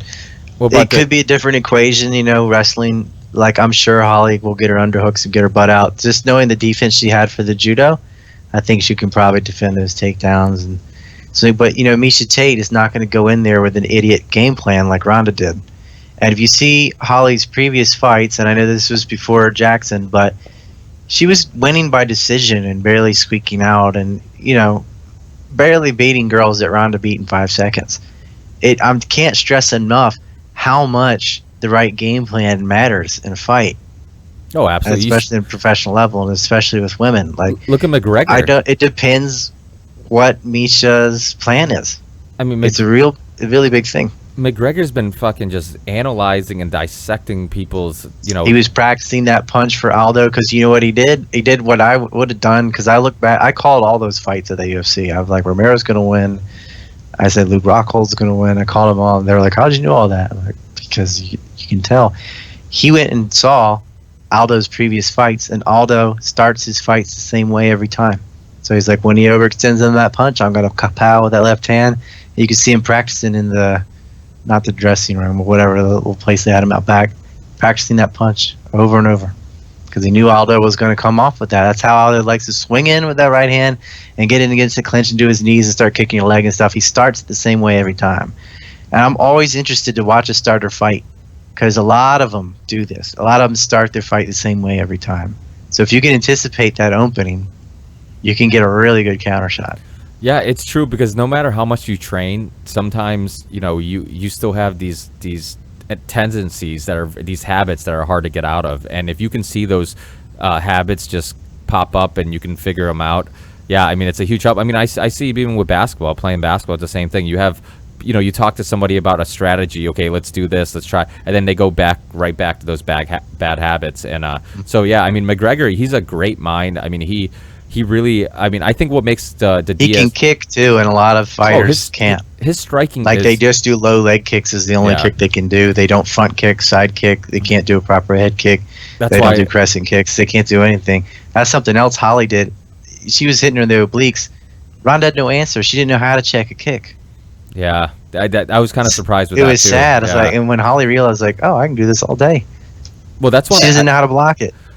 That's why Wonder Boy Thompson is I mean, I'm a huge fan of him too, because like you said, there's a lot of these fighters who will get stuck in a boxing match. They'll throw. Yeah, he's got a karate background, right? Dude, he's unbelievable. He's a freak athlete. I mean, and I mean, his kicks are just second to none. But McGregor, same thing. His accuracy is unbelievable. He's always right on point. He never looks off balance. He's just so precise with his strikes. And you don't see, when you look at replays of a lot of fighters, even when they're, like the highlight reel when they're knocking someone out, you'll see him bam hit him, and then like a couple missed punches, and then a third one hits them, but you'll see him miss a few times, whether they're getting excited like, oh, I got him hurt, but a lot of their punches are missing. Yeah. Even the guy's not even defending himself because they're in such a hurry and panic to do it. When you look at McGregor's, it's bang, bang, bang, no misses. Everything's very accurate. That precision beats power. It's not just something he says. It's true. Oh, it is. And McGregor's brought in all these different types of coaches, and he's doing the right thing. Well, I just watched the Anderson Silva Bisping fight, and one thing that I love about Anderson Silva, even though he did lose that fight, but it just watching him fight again after a while, it just reminded me of how precise he was. He doesn't waste a lot of because you look him in a 5-round. Got economy of motion for sure. Yeah, I mean, 5-round fight, and he always, he never really looks that gassed, and it's because he doesn't waste that energy of throwing all these punches, like you said, missing, and at the end of the fight, Bisping looked tired as fuck. I mean, he was really fighting with just willpower, and Anderson Silva didn't look that tired, and he, like you said, just very precise. Silva's at a higher skill level, but he's also in his 40s and hasn't been active, so. Yeah. It's good for Bisping, and Bisping's no chump either. So. Oh no, he's not. No, it was a fun fight. It went 5 rounds, and there was kind of a controversy with Bisping trying to get his mouthpiece and Anderson Silva throwing him a knee. But yeah, I mean, it's same type of idea. You get these guys who don't just throw a bunch of punches. But I am amazed how many MMA fights I watch. You look. Anderson was so great to watch when he was younger. Yeah, I mean, look at him dismantling Forrest Griffin or something. Forrest Griffin left the ring because he was embarrassed. He left the ring. He's running. Humiliated. I mean, he was humiliated. That was a former champion. Yeah, that's the thing. And he just waltzed in there and destroyed him. Well, I would tell people the same thing. I'm like, it's not that Forrest. People who were just amateur MMA fans, and they just kind of got into it. They're like, oh, that Forrest Griffin guy sucks. I'm like, no. It's not that Forrest Griffin sucks. It's that Anderson Silva. He was the lightweight champion. He beat Shogun Rua, choked him out. Like, he does not suck. Yeah, it was just that Anderson Silva was at a whole nother level, and I mean, he just his movement. Forrest is a brawler too, which is what Anderson wants. He's like, oh, you're not going to shoot on me? Well, I'm going to tear you apart. Yeah, well, I mean, I guess the one complaint I have about Anderson Silva, and I guess a lot of these great fighters have the same technique, is that they're counter punch strikers. They're not, they don't really give you a lot of opportunity to find mistakes, because they don't really, they're not that aggressive moving forward. They wait for you to put your hands down, they wait for you to get off balance, they wait for you to There's definitely been an evolution. I mean, early UFC was almost a circus, right? You had a few trained, like Gracie's, maybe Shamrock, Severn had a wrestling background, and a lot of really sloppy guys, right, with mullets and potbellies and stuff. It was just terrible. You mean like the last Bellator fight? Yeah. Oh, dude, that was so bad. That was so bad. Maybe not that bad, no, but you like Kimbo. Like exactly like that. Like Tank Abbott, like just fat and slinging. And then it got more crisp as more money got involved and fighters started coming from other disciplines. This still hasn't completely come. You're not getting all the boxers and kickboxers yet, because they're making plenty of money what they're doing.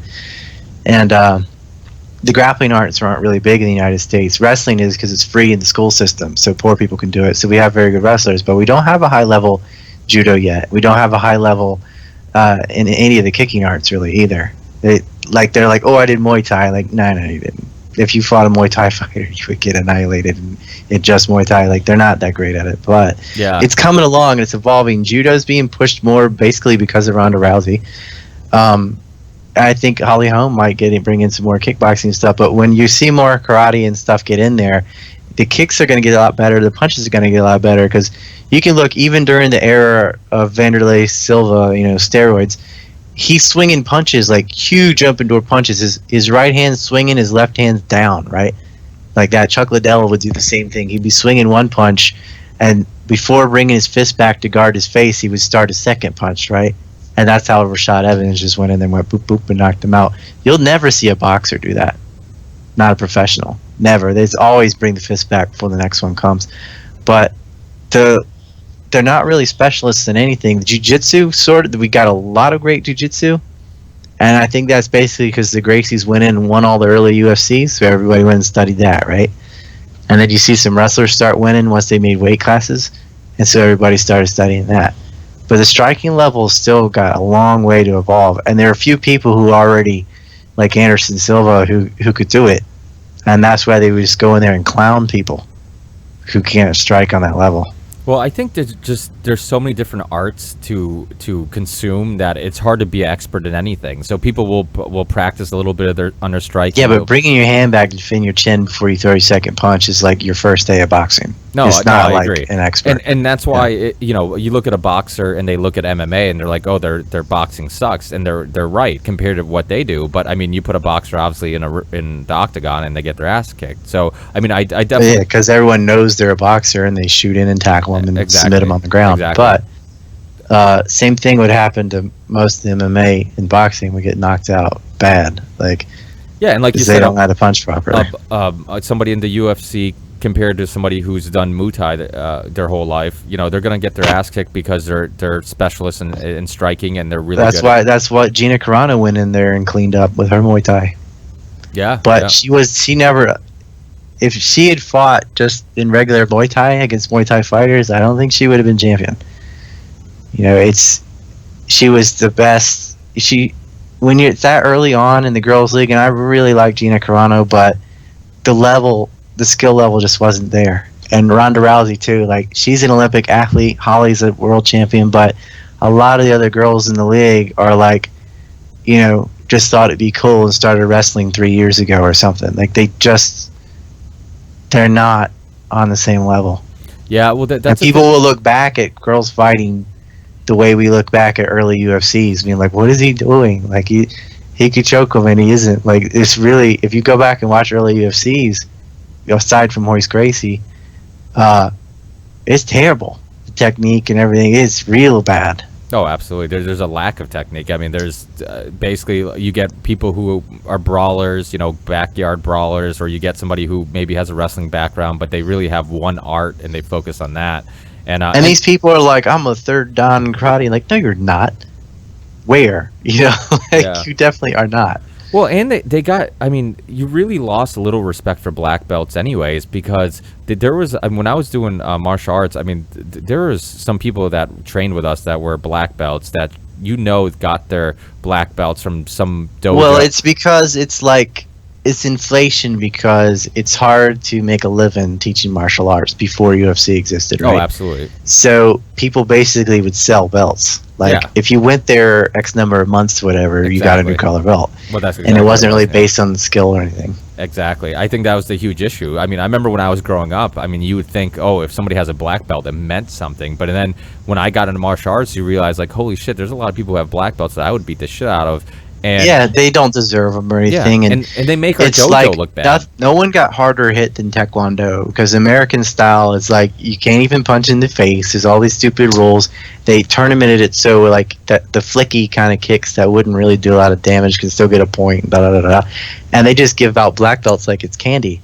Yeah. But if you go to South Korea at like Ben Henson and stuff, and you see someone who really is a black belt in Taekwondo, that person is way more deadly than these losers, that just like got a belt because they went to school X number of days or whatever. Like, it's stupid. Same thing with karate. Like, karate used to be real hardcore. I mean, people breaking bricks with their fists and all that, and there were very few black belts. Like jiu-jitsu, there's very few black belts in jiu-jitsu. You can almost name them all. That's how rare it is.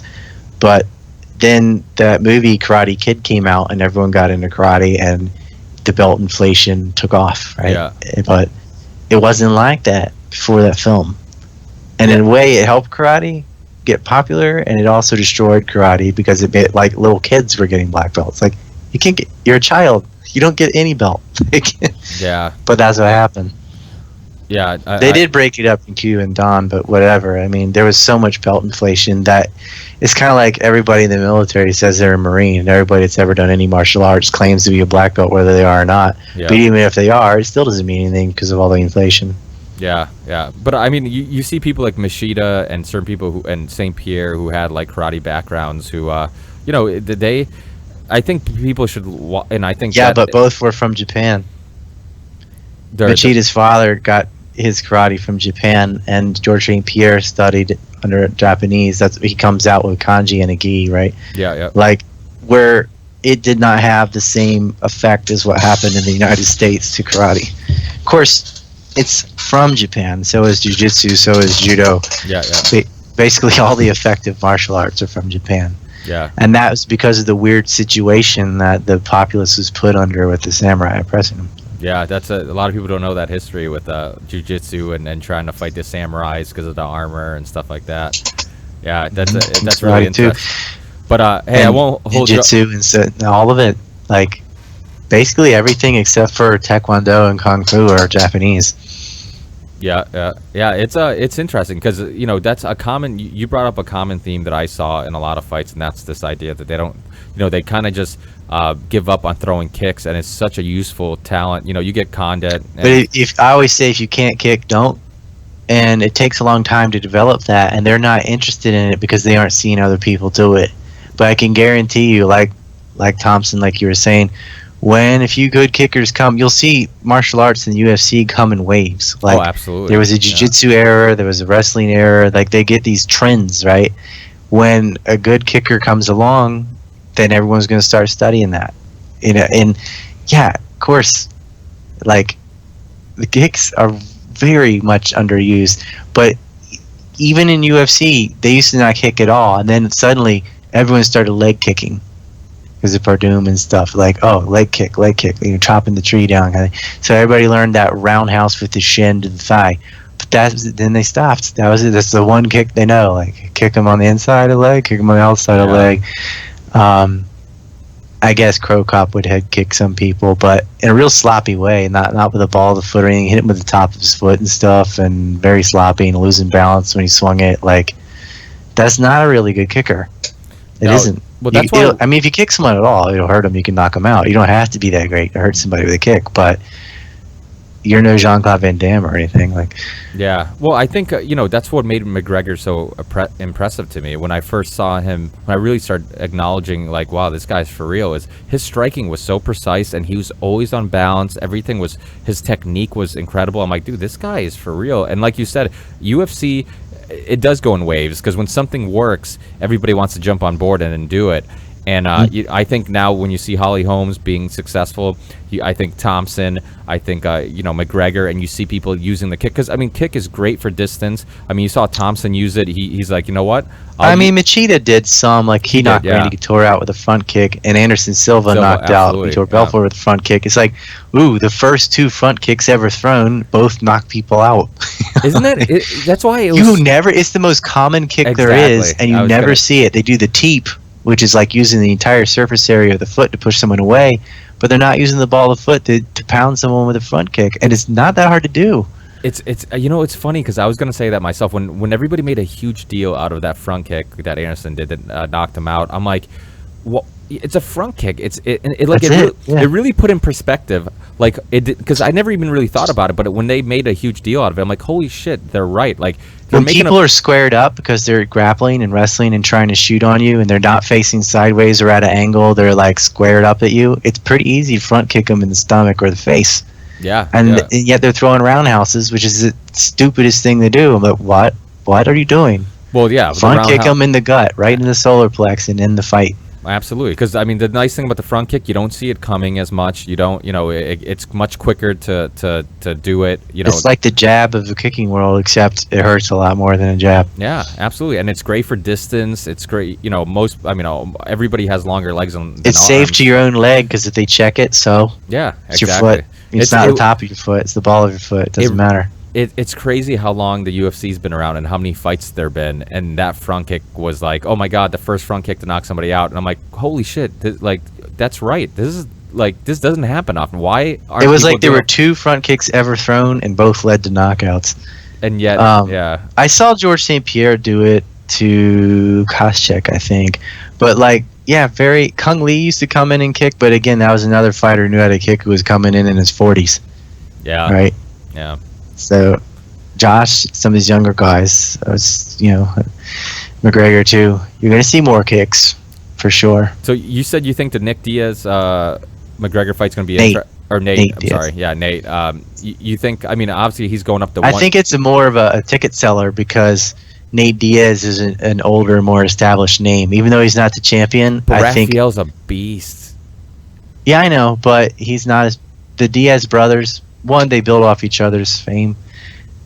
I think they're a bigger draw because they've been fighting so long. Well, he is that since he was 19. He can talk shit. I mean, that's another good thing is he can promote the shit out of it because he really is just as good as taunting and talking shit.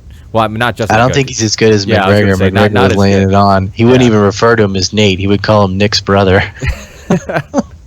Did you see that press conference? It was hilarious. Oh, it's good. And I feel like But you know what? Nate Diaz really deserves that paycheck. He only got $20,000 in his last fight. yeah, that's bullshit. Yeah. Yeah, it is total bullshit. And I'm glad he's making that million. Even if he loses or whatever, he's going to buy some really nice stuff. Yeah, like Probably half of it marijuana. No. You're probably right.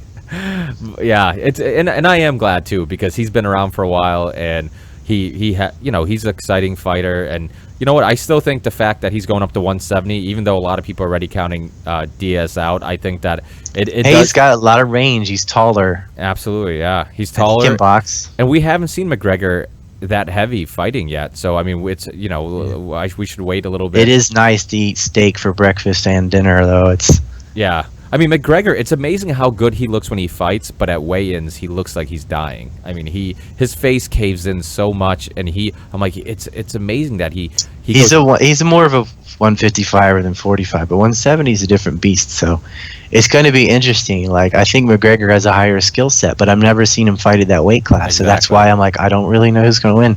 Yeah. So I think McGregor is because 10 days notice sucks to fight a champion, but Nate is the bigger person, but he's much taller and bigger. So, Absolutely. and he's a good boxer. And if it comes to jiu-jitsu, McGregor's losses have all been to jiu-jitsu and all very quickly, 39 seconds, like 30 seconds or something to both the knee bars, and I think he got choked out once too.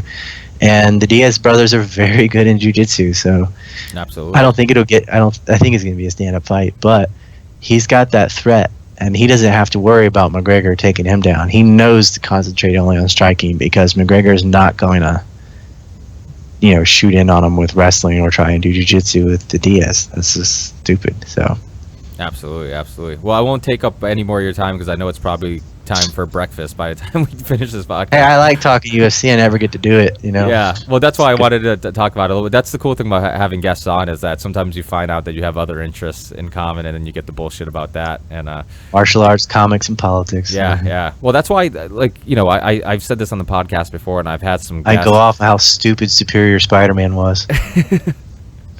Well, they've kind of fucked up on those movies anyways. How many Spider-Man remakes? I was talking about the comic book, but I liked Andrew Garfield though. I thought it was fine.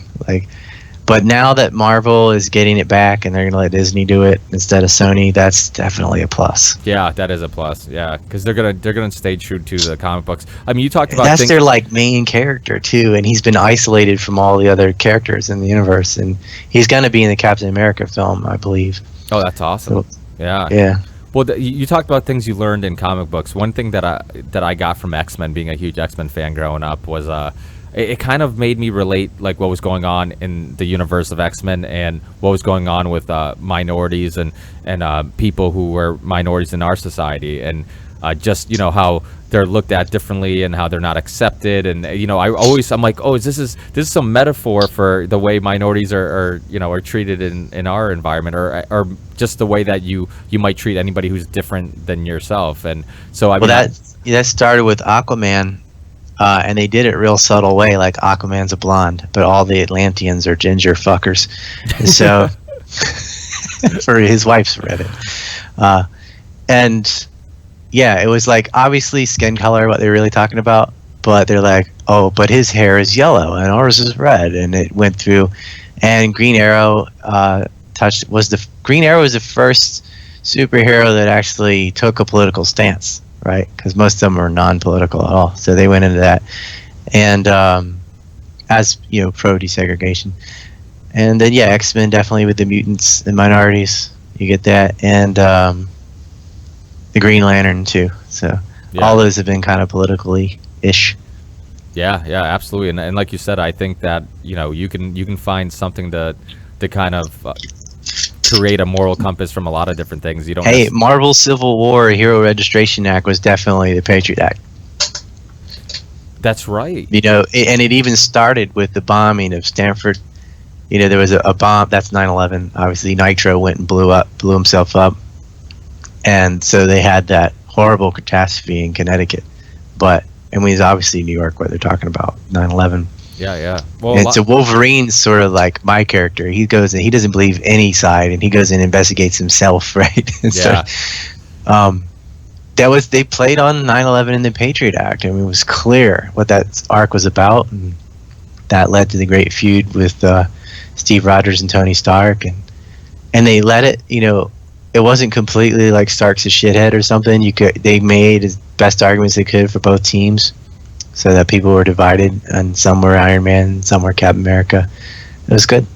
Yeah, yeah, that's really, because it is like you said, like as you become an adult, sometimes you're consuming information that's really molding your perspective, and you don't realize how crucial it is until you get older and you look back and it's like, holy shit, like that actually helped me understand some real life issues from just reading comic books or watching the X-Men or whatever. So it yeah. Well, I'll reveal something real personal for you. Like, I had a girlfriend die, and Spider-Man's girlfriend died from Green Goblin, and it was like, he's kind of guilty, maybe caused it because he caught her with a web and broke her back, whatever. But seeing Spider-Man go through all that shit, and he's still a happy person, right? Like, he's still joking constantly, even when he's fighting. And he's not mental like Deadpool or anything. It's the way he messes with them. But the fact that he could lose his parents, and then his girlfriend was killed in front of him, and all the horrible stuff that happens to Spider-Man, and yet he's not a broken, dark character. He's not all screwed up like the Punisher or Batman or something. He's still able to be a happy, friendly guy, and with social skills and everything. And for him to get through that and not end up all dark like some other characters. I'm not against dark characters or whatever, but I just think like he didn't let it break him or define who he was. He remained the friendly, joking Peter Parker that he was before. And that, for me, is why like Spider-Man is the cover of my phone. That's the hero I chose. Yeah. So I really am pissed off when they fuck up his movies. Sorry to hear that, man, about your girlfriend. I had it happens to people. Like, yeah, I just lost my my mother-in-law, and my wife's been she's been going through her own personal battles with that, and when it happens, when it hits home, and I think that's why a lot of these issues, like the Iraq war and all these things, it's like we forget that people are losing their girlfriends, their mothers, their sisters. People are dying every day, and people just move on with their lives and just say, oops, we fucked up, we shouldn't have went to Iraq, and we just move on, and we forget that there's people. I think you can empathize more with victims of war if you've lost a family member or somebody you loved. Yeah, and that's why a lot of people who come back from Iraq and Afghanistan, and people who've seen death and war firsthand, their opinions of it is usually very anti-war. It should be a last resort, and a lot of them are committing suicide. They're all screwed up, and they come back, and everyone's like, "You're so great," and they're thinking, "No, I'm not." Exactly. Yeah. They saw what really happened. Day one, they probably realized how much they got lied to, and they just did what they could to get home. And it's just such a horrible situation. I've sat next to vets on the airplane going from Japan to the U.S., like, so a long conversation with these people, and it's some horrible stuff to go through. Oh, absolutely. And they just throw veterans to the wolves. They're like, whatever, here you're home. Well, that's the thing. Like, we're so pro. We're all about the troops while they're going to war, and then once they come back, we just leave them hanging. And it just. And it's the people who didn't want them to go to war who are most empathetic when they come home too. Yeah, absolutely. I think you just did your test run for the Joe Rogan podcast, because we hit 3 hours. So I'd say that you're capable. I talked to Michael Collins Piper for 3.5. Oh, did you? I'm going to let him have that record, though. I lost my house in a hurricane, so I could empathize with Palestinians having their house demolished, too. I think stuff that happens in your life could probably, even if it's the worst thing, it really lets you digest how bad something is. Because when someone gets shot or a bus blows up, that's terrible, but if it's happened in your circle of people I think you feel it on another level. Oh, absolutely. I think I've said this recently on the podcast about how we always assume those bad things that happen is always somebody else. Like, it doesn't happen to us. Like, and then once it actually, like when you hear about car accidents and somebody dying or a plane Right. crash, but and then once it hits home, once it happens to you, you realize like, holy shit, like now you get a firsthand perspective of what other people are going through. And you realize that it can happen to any of us. And I had a guy die that ran into me with his car. I had something to go through as the survivor too. I mean, he ran into me, but still, he died. It's terrible. Oh, absolutely. Yeah, it's hard. And well, some of that probably explains why your perspective on and why you're so passionate about these issues. Because I think that you probably. I was like that way before any of that happened, though. I was like that already before. Then maybe it was cartoons and comic books. I think it was Super Friends stuff. I don't know. I was raised Christian too, and I'm not Christian, but I think the way I was taught is like, I guess the good way or whatever, that, you have to look out for your fellow man. You have to forgive people. Don't lie. Don't steal. Like, I took it seriously. And I think that's things that we can all agree on. I mean, I think when people, I don't think not lying is something people agree on. I think people lie all the time. Well, I think we agree. And they don't really see the long-term damage it does. I think people, if you talk to most people, they'll agree that you shouldn't do it. I just don't think people actually are honest to the fact that they do it more often than they probably tend to believe. I think that when we say they don't bear false witness. Like, they wouldn't lie in court or something, but they lie about themselves and about stupid shit all the time. Yeah, I mean, people are constant. I remember reading a statistic about how many lies the average person tells in a day. And most of them aren't important. I mean, if you go to the strip, how many was it? I don't remember, but I'll have to look it up. Because I'm sure that number is offset by Hillary Clinton alone. Yeah. Yeah, she is the worst. She is. Her and Rubio. That's why I'm like anybody but those at least guys. He can pretend to be nice. Yeah, I mean everything she says is. I remember when I had Ray McGovern on and I talked about how she could just consistently keep talking and say her speech or whatever spiel she was doing while Ray McGovern was getting ripped. This older man was getting tugged and getting in his 70s. All he did was turn around. Yeah, all he did was stand up and turn his back towards her. And next thing he's getting taken, and she just keeps talking like nothing happened, and like there's no remorse, there's no worried about this guy's well-being. Like, she doesn't even stutter 1 second. It's. I'll come on and talk about this, but I had a family member who was her bodyguard. I know a lot about Hillary Clinton, and she's a fucked up person, dude. Like. Oh, I'm sure. I mean, that's real why bad. That's why I had Roger Stone on, because I really just wanted to do a show about the history of the Clintons, and I wanted to really put things in perspective. And you know what, Trump, he's a piece of shit too. I mean, you look at his business practices, and anybody who is that rich, you're sure to find out that they're a cutthroat, not remorseful type person, but honestly, when you look at Hillary Clinton, I'm like, please, anybody but Hillary. And these people who are like, oh, it's, we need a woman in the White House. I'm like, we don't need. Why? That's my point. Like, we don't need specifically a black person, a white person, a woman, a male. We need whoever's best for that position. It doesn't matter what race or color or religion or gender they are. I mean, I think when you start voting for people based on their gender or skin color, I mean, even people who voted for Obama, people are obsessed with racial categories and biological categories and sexual categories. Tribal monkeys, yeah. And I'll tell you a good guess for Clinton. Get John Swartz on. He knows the Clintons pretty well inside and out. John Swartz. But yeah, I'm gonna go get some sleep. So, hey, thanks. Thanks, Ryan. I really appreciate your time. Thanks for being with me, and thanks for staying up late. And I'll definitely have you on again in the past. Thanks for opening up, because it's always fun to have guests come on and talk a little bit about their personal life. I think people. It's exclusive to your show. I thought I would give some stuff out. No one knows. People heard me talk about 9/11 forever. Yeah. So. Well, I think the good thing about it is that people get to know you as a person, and then they, I think that sometimes you think, oh, somebody might have an agenda, or they only talk about these things, so you don't really get a personal perspective on them. And then when you get to like them more as a person, you end up liking their work even more, and I know even with guests that I've had on in the past, people that I was a fan of before I had them on the show, once I've had them on the show and got to know them as people, I'm like, I like them as people just as much as I like their work, and then I end up becoming even a bigger fan of their work. So I think it's always cool when you shine a light onto who the person is behind all this great work and these interesting perspectives. So I think it's and I really appreciate it. I really do. It's awesome. I know some of these things are very personal, and there's some serious life events. So I really appreciate Never said any of that stuff online ever. So you got all that exclusive. Thanks. I mean, that wasn't my goal.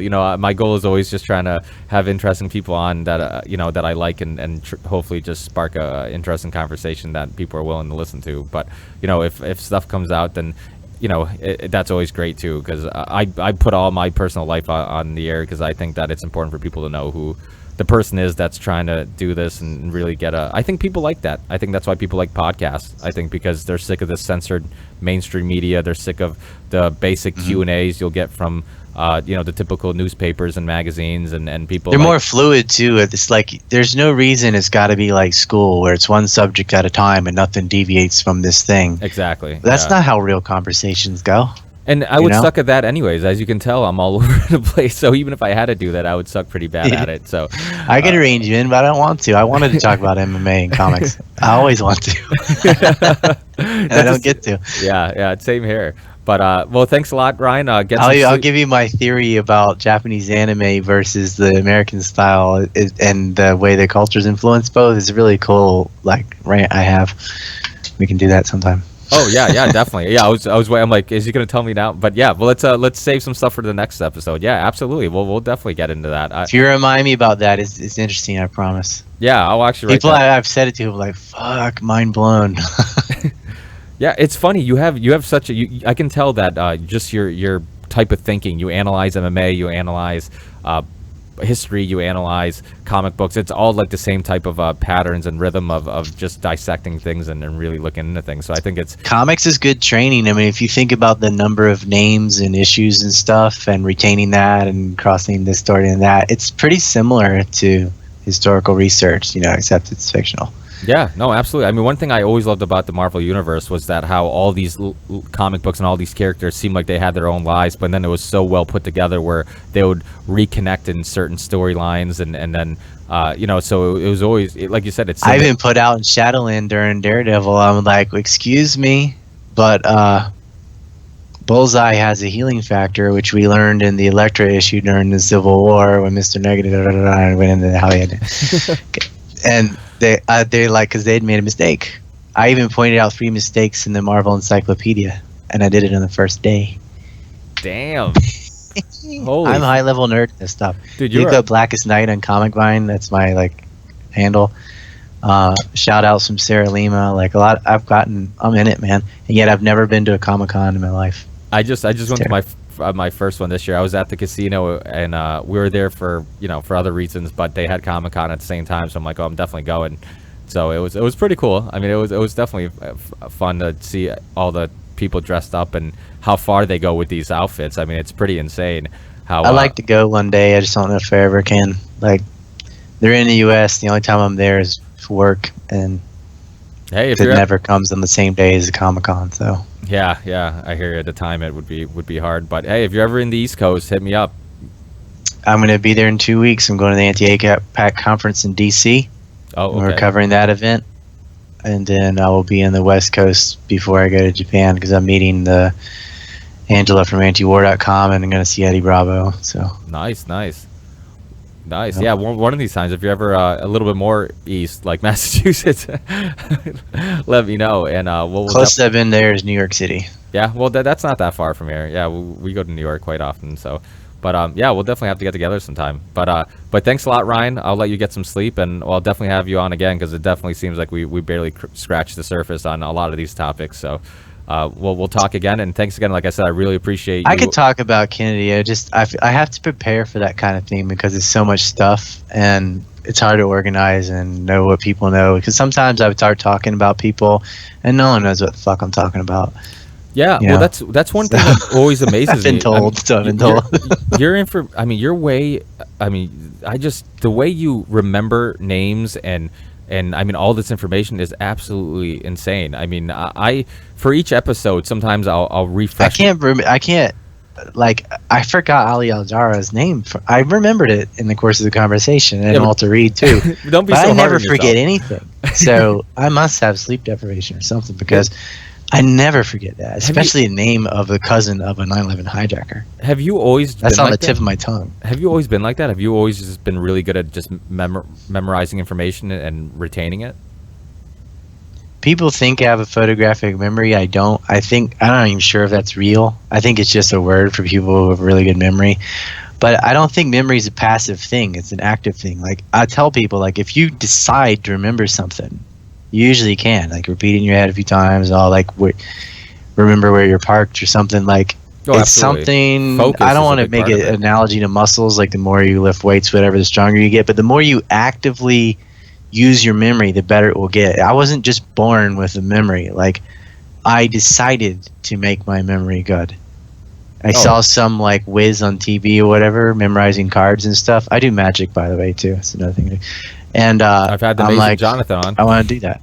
Yeah. That's the closest thing to a magician I've had on was the amazing Jonathan. Like Gilad Osman and David Cole and stuff saw it in person, and I blew their minds. These are some sharp individuals, and I still got them on everything. Yeah, well, I definitely tend to agree with you. I think that if you focus on stuff and for some reason, if there's a purpose for you memorizing something, like you're really intrigued with the subject or the topic, then you'll be able to retain it. Because I'm the same way. I mean, sometimes nowhere close to your knowledge, but sometimes I'll talk to some friends and I'm like, how do you remember all this shit? And to me, it doesn't seem hard because a lot of this stuff is important to me. It's topics that are intriguing. And But I've alluded something for you. I'll give you a random country and a random number. Right, we'll just say Italy 2. All right.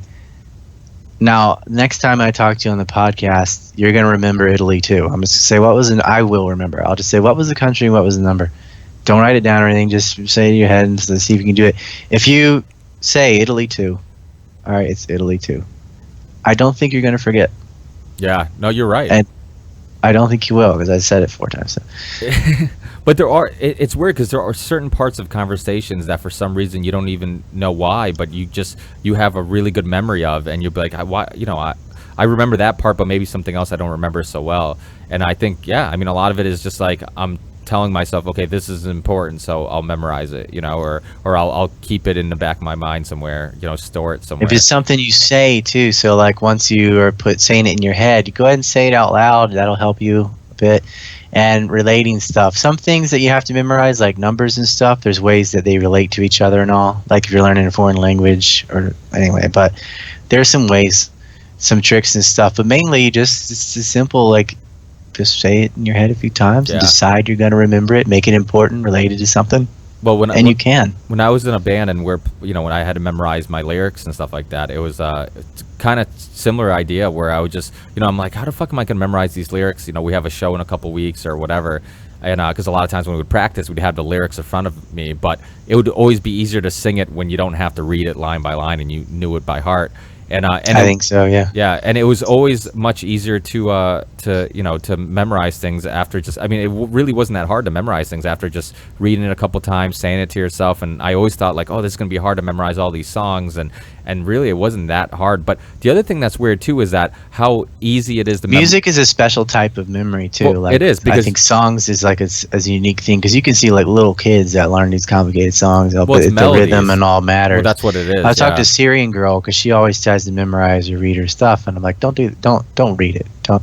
But she can't. She's got to rehearse it over and over and over again. She just can't do that on the fly. It is a second language though. Yeah, because my friends in LA were really impressed because they're like, I did some YouTube videos while I was there, like at someone's house or just outside. I'm like, here, turn the camera on, and then I just went and finished all in one take, and they're like, fuck, I saw it happen. Like I told you, I did it in one take. I always do it. Yeah, but you made a good point with music. Is the one thing that's weird about music is that, like, I was telling myself, like, once you add a melody to a song, like, it's so much easier to memorize because you're memorizing the rhythm of the words and the melody of the words. And when you're just memorizing, when I would memorize just the lyrics before I ever added a melody, it was much harder because I was just memorizing it for no purpose. And then once you have this rhythm or something, and I think that's why songs are so easy to memorize compared to memorizing maybe just something that's just written, because there's some association or something in the brain too, and I'm not going to pretend like I know the reasoning or whatever, but you can find people who don't have good memory in general, but some reason they can quote movies like the whole thing, right? Yeah. And because there's background music during the dialogue usually, and they can just fire off stuff. I can quote Big Trouble in Little China like that, no problem. Just go through the whole film, and yet they can't remember like dates and where they left their keys or what, you know. Yeah. The long and short term memory are shot, and these I'm talking about non-drug users and all that, like nothing. But with music, they can nail it, man. And I think that's why kids can memorize the ABCs, because they rhyme. You're literally taking 26 characters in a row and you know the order. You know, try that with random numbers or even letters that aren't the alphabet. Oh yeah, it's because it's a song that you can do it. Yeah, all that stuff. I mean, I remember when I first started playing guitar, just memorizing all the guitar strings. I learned every apple does go bad eventually, and those are all the guitar strings. And for some reason, since I was a kid, that stuck with me. And so it's funny how when you have this little rhythm or this please excuse my dear Aunt Sally in math, right? Exactly. You know, so it's funny how when you put a rhythm or you put a little just a little theme song, a little, you know, just a little rhyme together, then all of a sudden it's much easier to remember. But yeah, and that's one thing that they should be focusing much more in school, you know, instead of just giving us boring names and dates and history and then expecting kids to find it interesting, because they'll pass the test because they're memorizing it in a short period of time, and then once that test is gone, so is that information. I know people are like, oh, the 49ers football team, so 49ers Gold Rush, and that was immediately after the Mexican War, 48 and so on. You can relate it to other things, whatever. In math, I used to visualize stuff like the number 8 is a snowman and could do freeze things and stuff. Like, this is all in my head, but like, obviously, but I had a way of being able to remember things within certain equations based on the little like stories I invented for the numbers. And I would also visualize shapes and had different colors assigned to shapes for trig and geometry and stuff. And it like, I actually, in my college in macroeconomics, I came up with a couple shortcut formulas for things they've been using forever. I'm like, oh, you can just do this. And that's what they teach now. Like, I just did it. I love math, man. It's like, I guess I'm a very analytical person, and I've always had a knack for deduction, and that's helpful in certain types of math. But I'm still a history nerd. It's more, math is not fun. Just because you're good at something doesn't mean it's fun. It sucks. Yeah, well, that was always my intriguement with history, because there wasn't a black and white issue. You know, 2 + 2 is always going to be 4, and it just, to me, it's like, okay, well, the excitement stops there. When with history, the excitement never really stops, because one, it explains a lot of the world that we live in today. There's way more to analyze. Yeah, absolutely, and it's not concrete. So yeah, well, math, I figured out. Well, fuck, machines are going to be doing that anyway. So yeah. Well, that's I'll go with do you have you ever looked into like those theories about people who say math explains like certain like the world, and there's equations in the world we live in and stuff like that? No, it doesn't explain it. You can always come up with an equation after the fact. I mean, because you're dealing with something that's limitless numbers, and so eventually, there's some complicated pattern, but that doesn't have any explanatory power, because you're figuring out what it was after it happened, not before. And there is no predictive pattern like that. I mean, you can say generally, Italy changes government every X number of years or something, but there are a lot of things that have correlation that are not tied to causation whatsoever. And some things, I mean, geocentric universe works in physics for most of the stuff you're ever going to do, but it is wrong, And especially when you get to astrophysics, it's really wrong because it's not on Earth anymore. But there's stuff that tends to work that isn't correct. Well, and that happens in science and math all the time. like the pyramids and like this, the fact that they had obviously this understanding of math and equations to make them so precise. And they talk about the Freemasons and their I think the G in their symbol stands for geometry, I believe. I mean, I've read that. I'm not sure if that's if there's any truth to that, but this idea that how math helps, just this like secret knowledge of math and how they, or at least they saw it as this important secret knowledge. I mean, well, I think the problem is like the assumption of how hard it was to build these things. If you look up Wally Wellington on Stonehenge, it's really easy. Wally Wallington, building walls, right? Wally Wellington, Stonehenge, and he shows you how just with gravity and stuff he picked up stones and things. So they're like, how could they get this stone right here with this precision, with this star, and sort of. When you see how much easier it was for a much smaller crew than ever imagined to move these big blocks, it's a lot less. It's more impressive that they figured that out, and yet less impressive because once you do know how to do that, it's not quite as hard to get them where you think. Yeah, I'll have to look. Wally Wellington. I had a guy from Devon from the UK, he was the mayor, Andy Powell, and he was just going off on Stonehenge. I'm like, no. Redneck from Michigan, I figured out the whole thing in his backyard. And they were like, no, and I had to show one of his students first, and then that guy showed him. And he completely figured out the entire myth of Stonehenge. And he's just some construction worker in Michigan. Yeah, well, I work construction, so I mean, I've always been curious too about how that's done and the pyramid. Yeah, but with machines, like you wouldn't be like, I wonder how I could move that. Well, only using sticks and stuff. Well, that's what I was thinking. I was thinking, I'm like, like the pyramids and Stonehenge. Yeah. I mean, he had 2x4s, but so technically he used a machine, but you could have found sticks like that. I mean, it was all reasonable. Yeah. I'll have to look that up because that's interesting. Yeah, because I'm curious. I'm like, without machines and stuff like that, I'm like, I wonder how they did that. I think I lost audio, so I'm gonna let you go. Oh, can you hear me? Fuck, we lost him. We were so close to breaking his record. I think he said his record was 3.5 hours. I think we're like 7 minutes away from that, but we're close. It was a fun, interesting conversation. As you can tell, really knowledgeable and smart and an interesting guy. And so check out his work, The Empire Unmasked, which you can purchase on his website, and also 9/11 and the War to Deception, which you can find on YouTube, and so can, I think it's the one's called Decades of Deception, and you can find both those on YouTube, so check those out. I'll put the links in the show description on our YouTube channel. I know most of you guys download the show, but if you want to get the links directly to his website and his videos, just go to YouTube and look up the Ripple Effect Podcast, or just look up RV Theory 6, which is my YouTube channel, and you'll be able to find the links to my work, my music project, and his work. And Ryan's a perfect example of me trying to have people on that I don't necessarily agree with 100% of the time. As you could tell during the interview, when it came down to the Pentagon and the crash, I'm not sold on the idea that it was the actual plane, the 757, that hit it. I was Googling some images, and I did find some images of plane debris, but a lot of those images were just on grass, and you couldn't really tell if the Pentagon was behind it or where those pictures were being taken.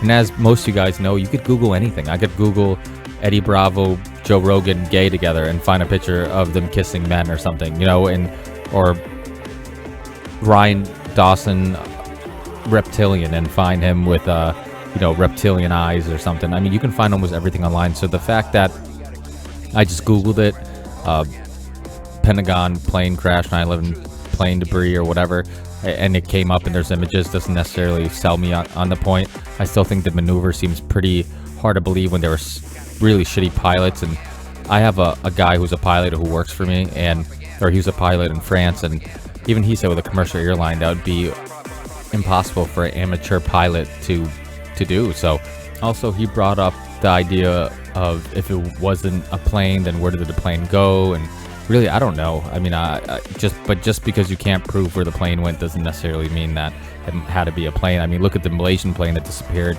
and we had the whole world looking for it, and nobody could find the people or the plane. So it it's not out of the realm of possibility that a plane can just disappear, or they can land it somewhere or shoot it down somewhere. I mean, there's plenty of fields of land all over the U.S., and they could obviously clean it up.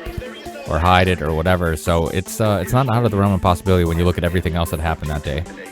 I'm not sold. And then the DNA records, I also was looking up a little bit, see if they did find bodies or whatever.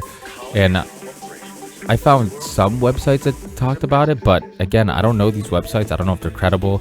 So, it's just hard for me to completely change my mind when it doesn't seem, just looking at the basic understanding of how hard it is to maneuver a commercial plane and to hit it at that angle just seems really hard.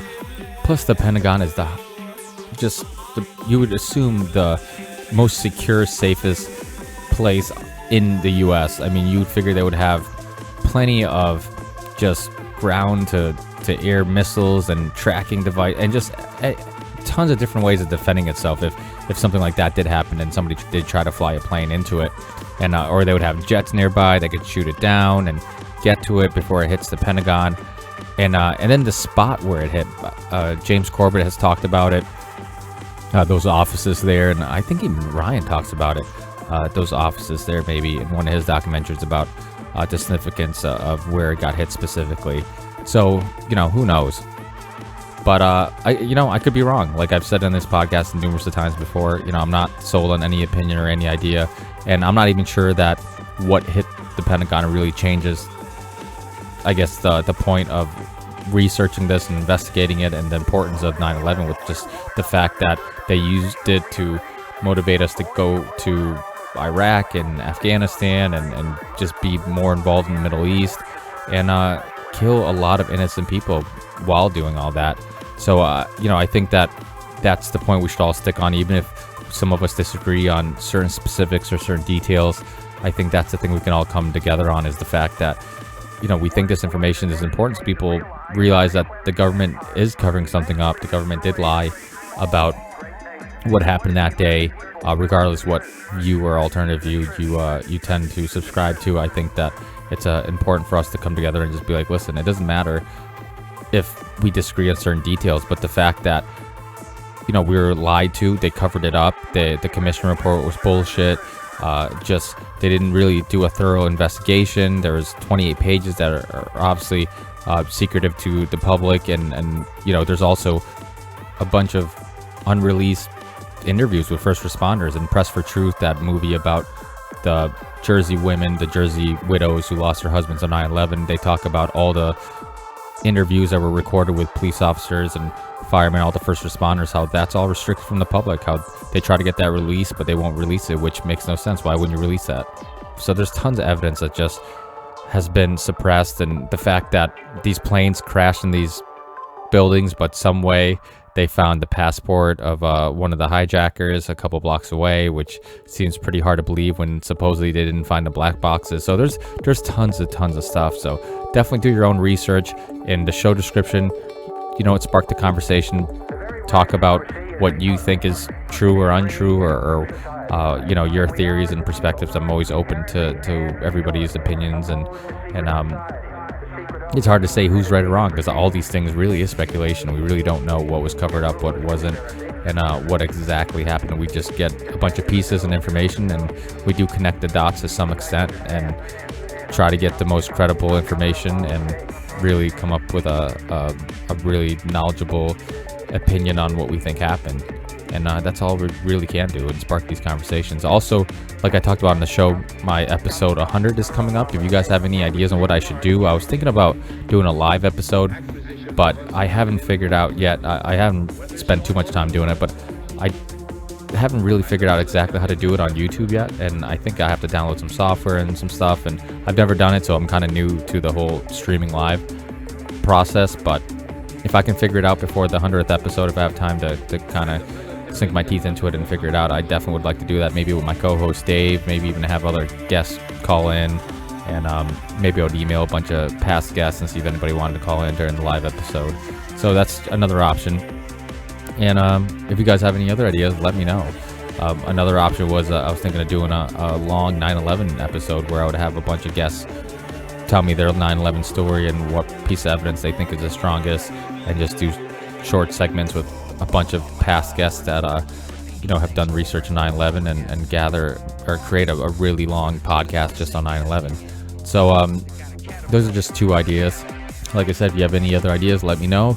And I'll leave you with a little Theory 6 music. And of course, if you like it, support the podcast. And I'll talk to you on the next episode. Peace.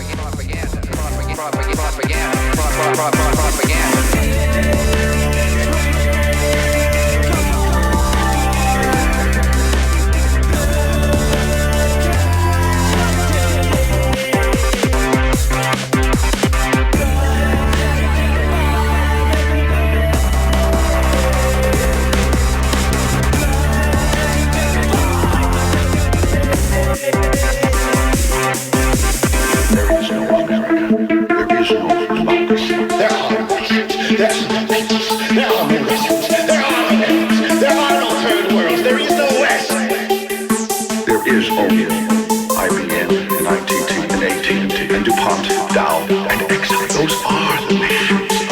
The world is a college of corporations. The world is a business.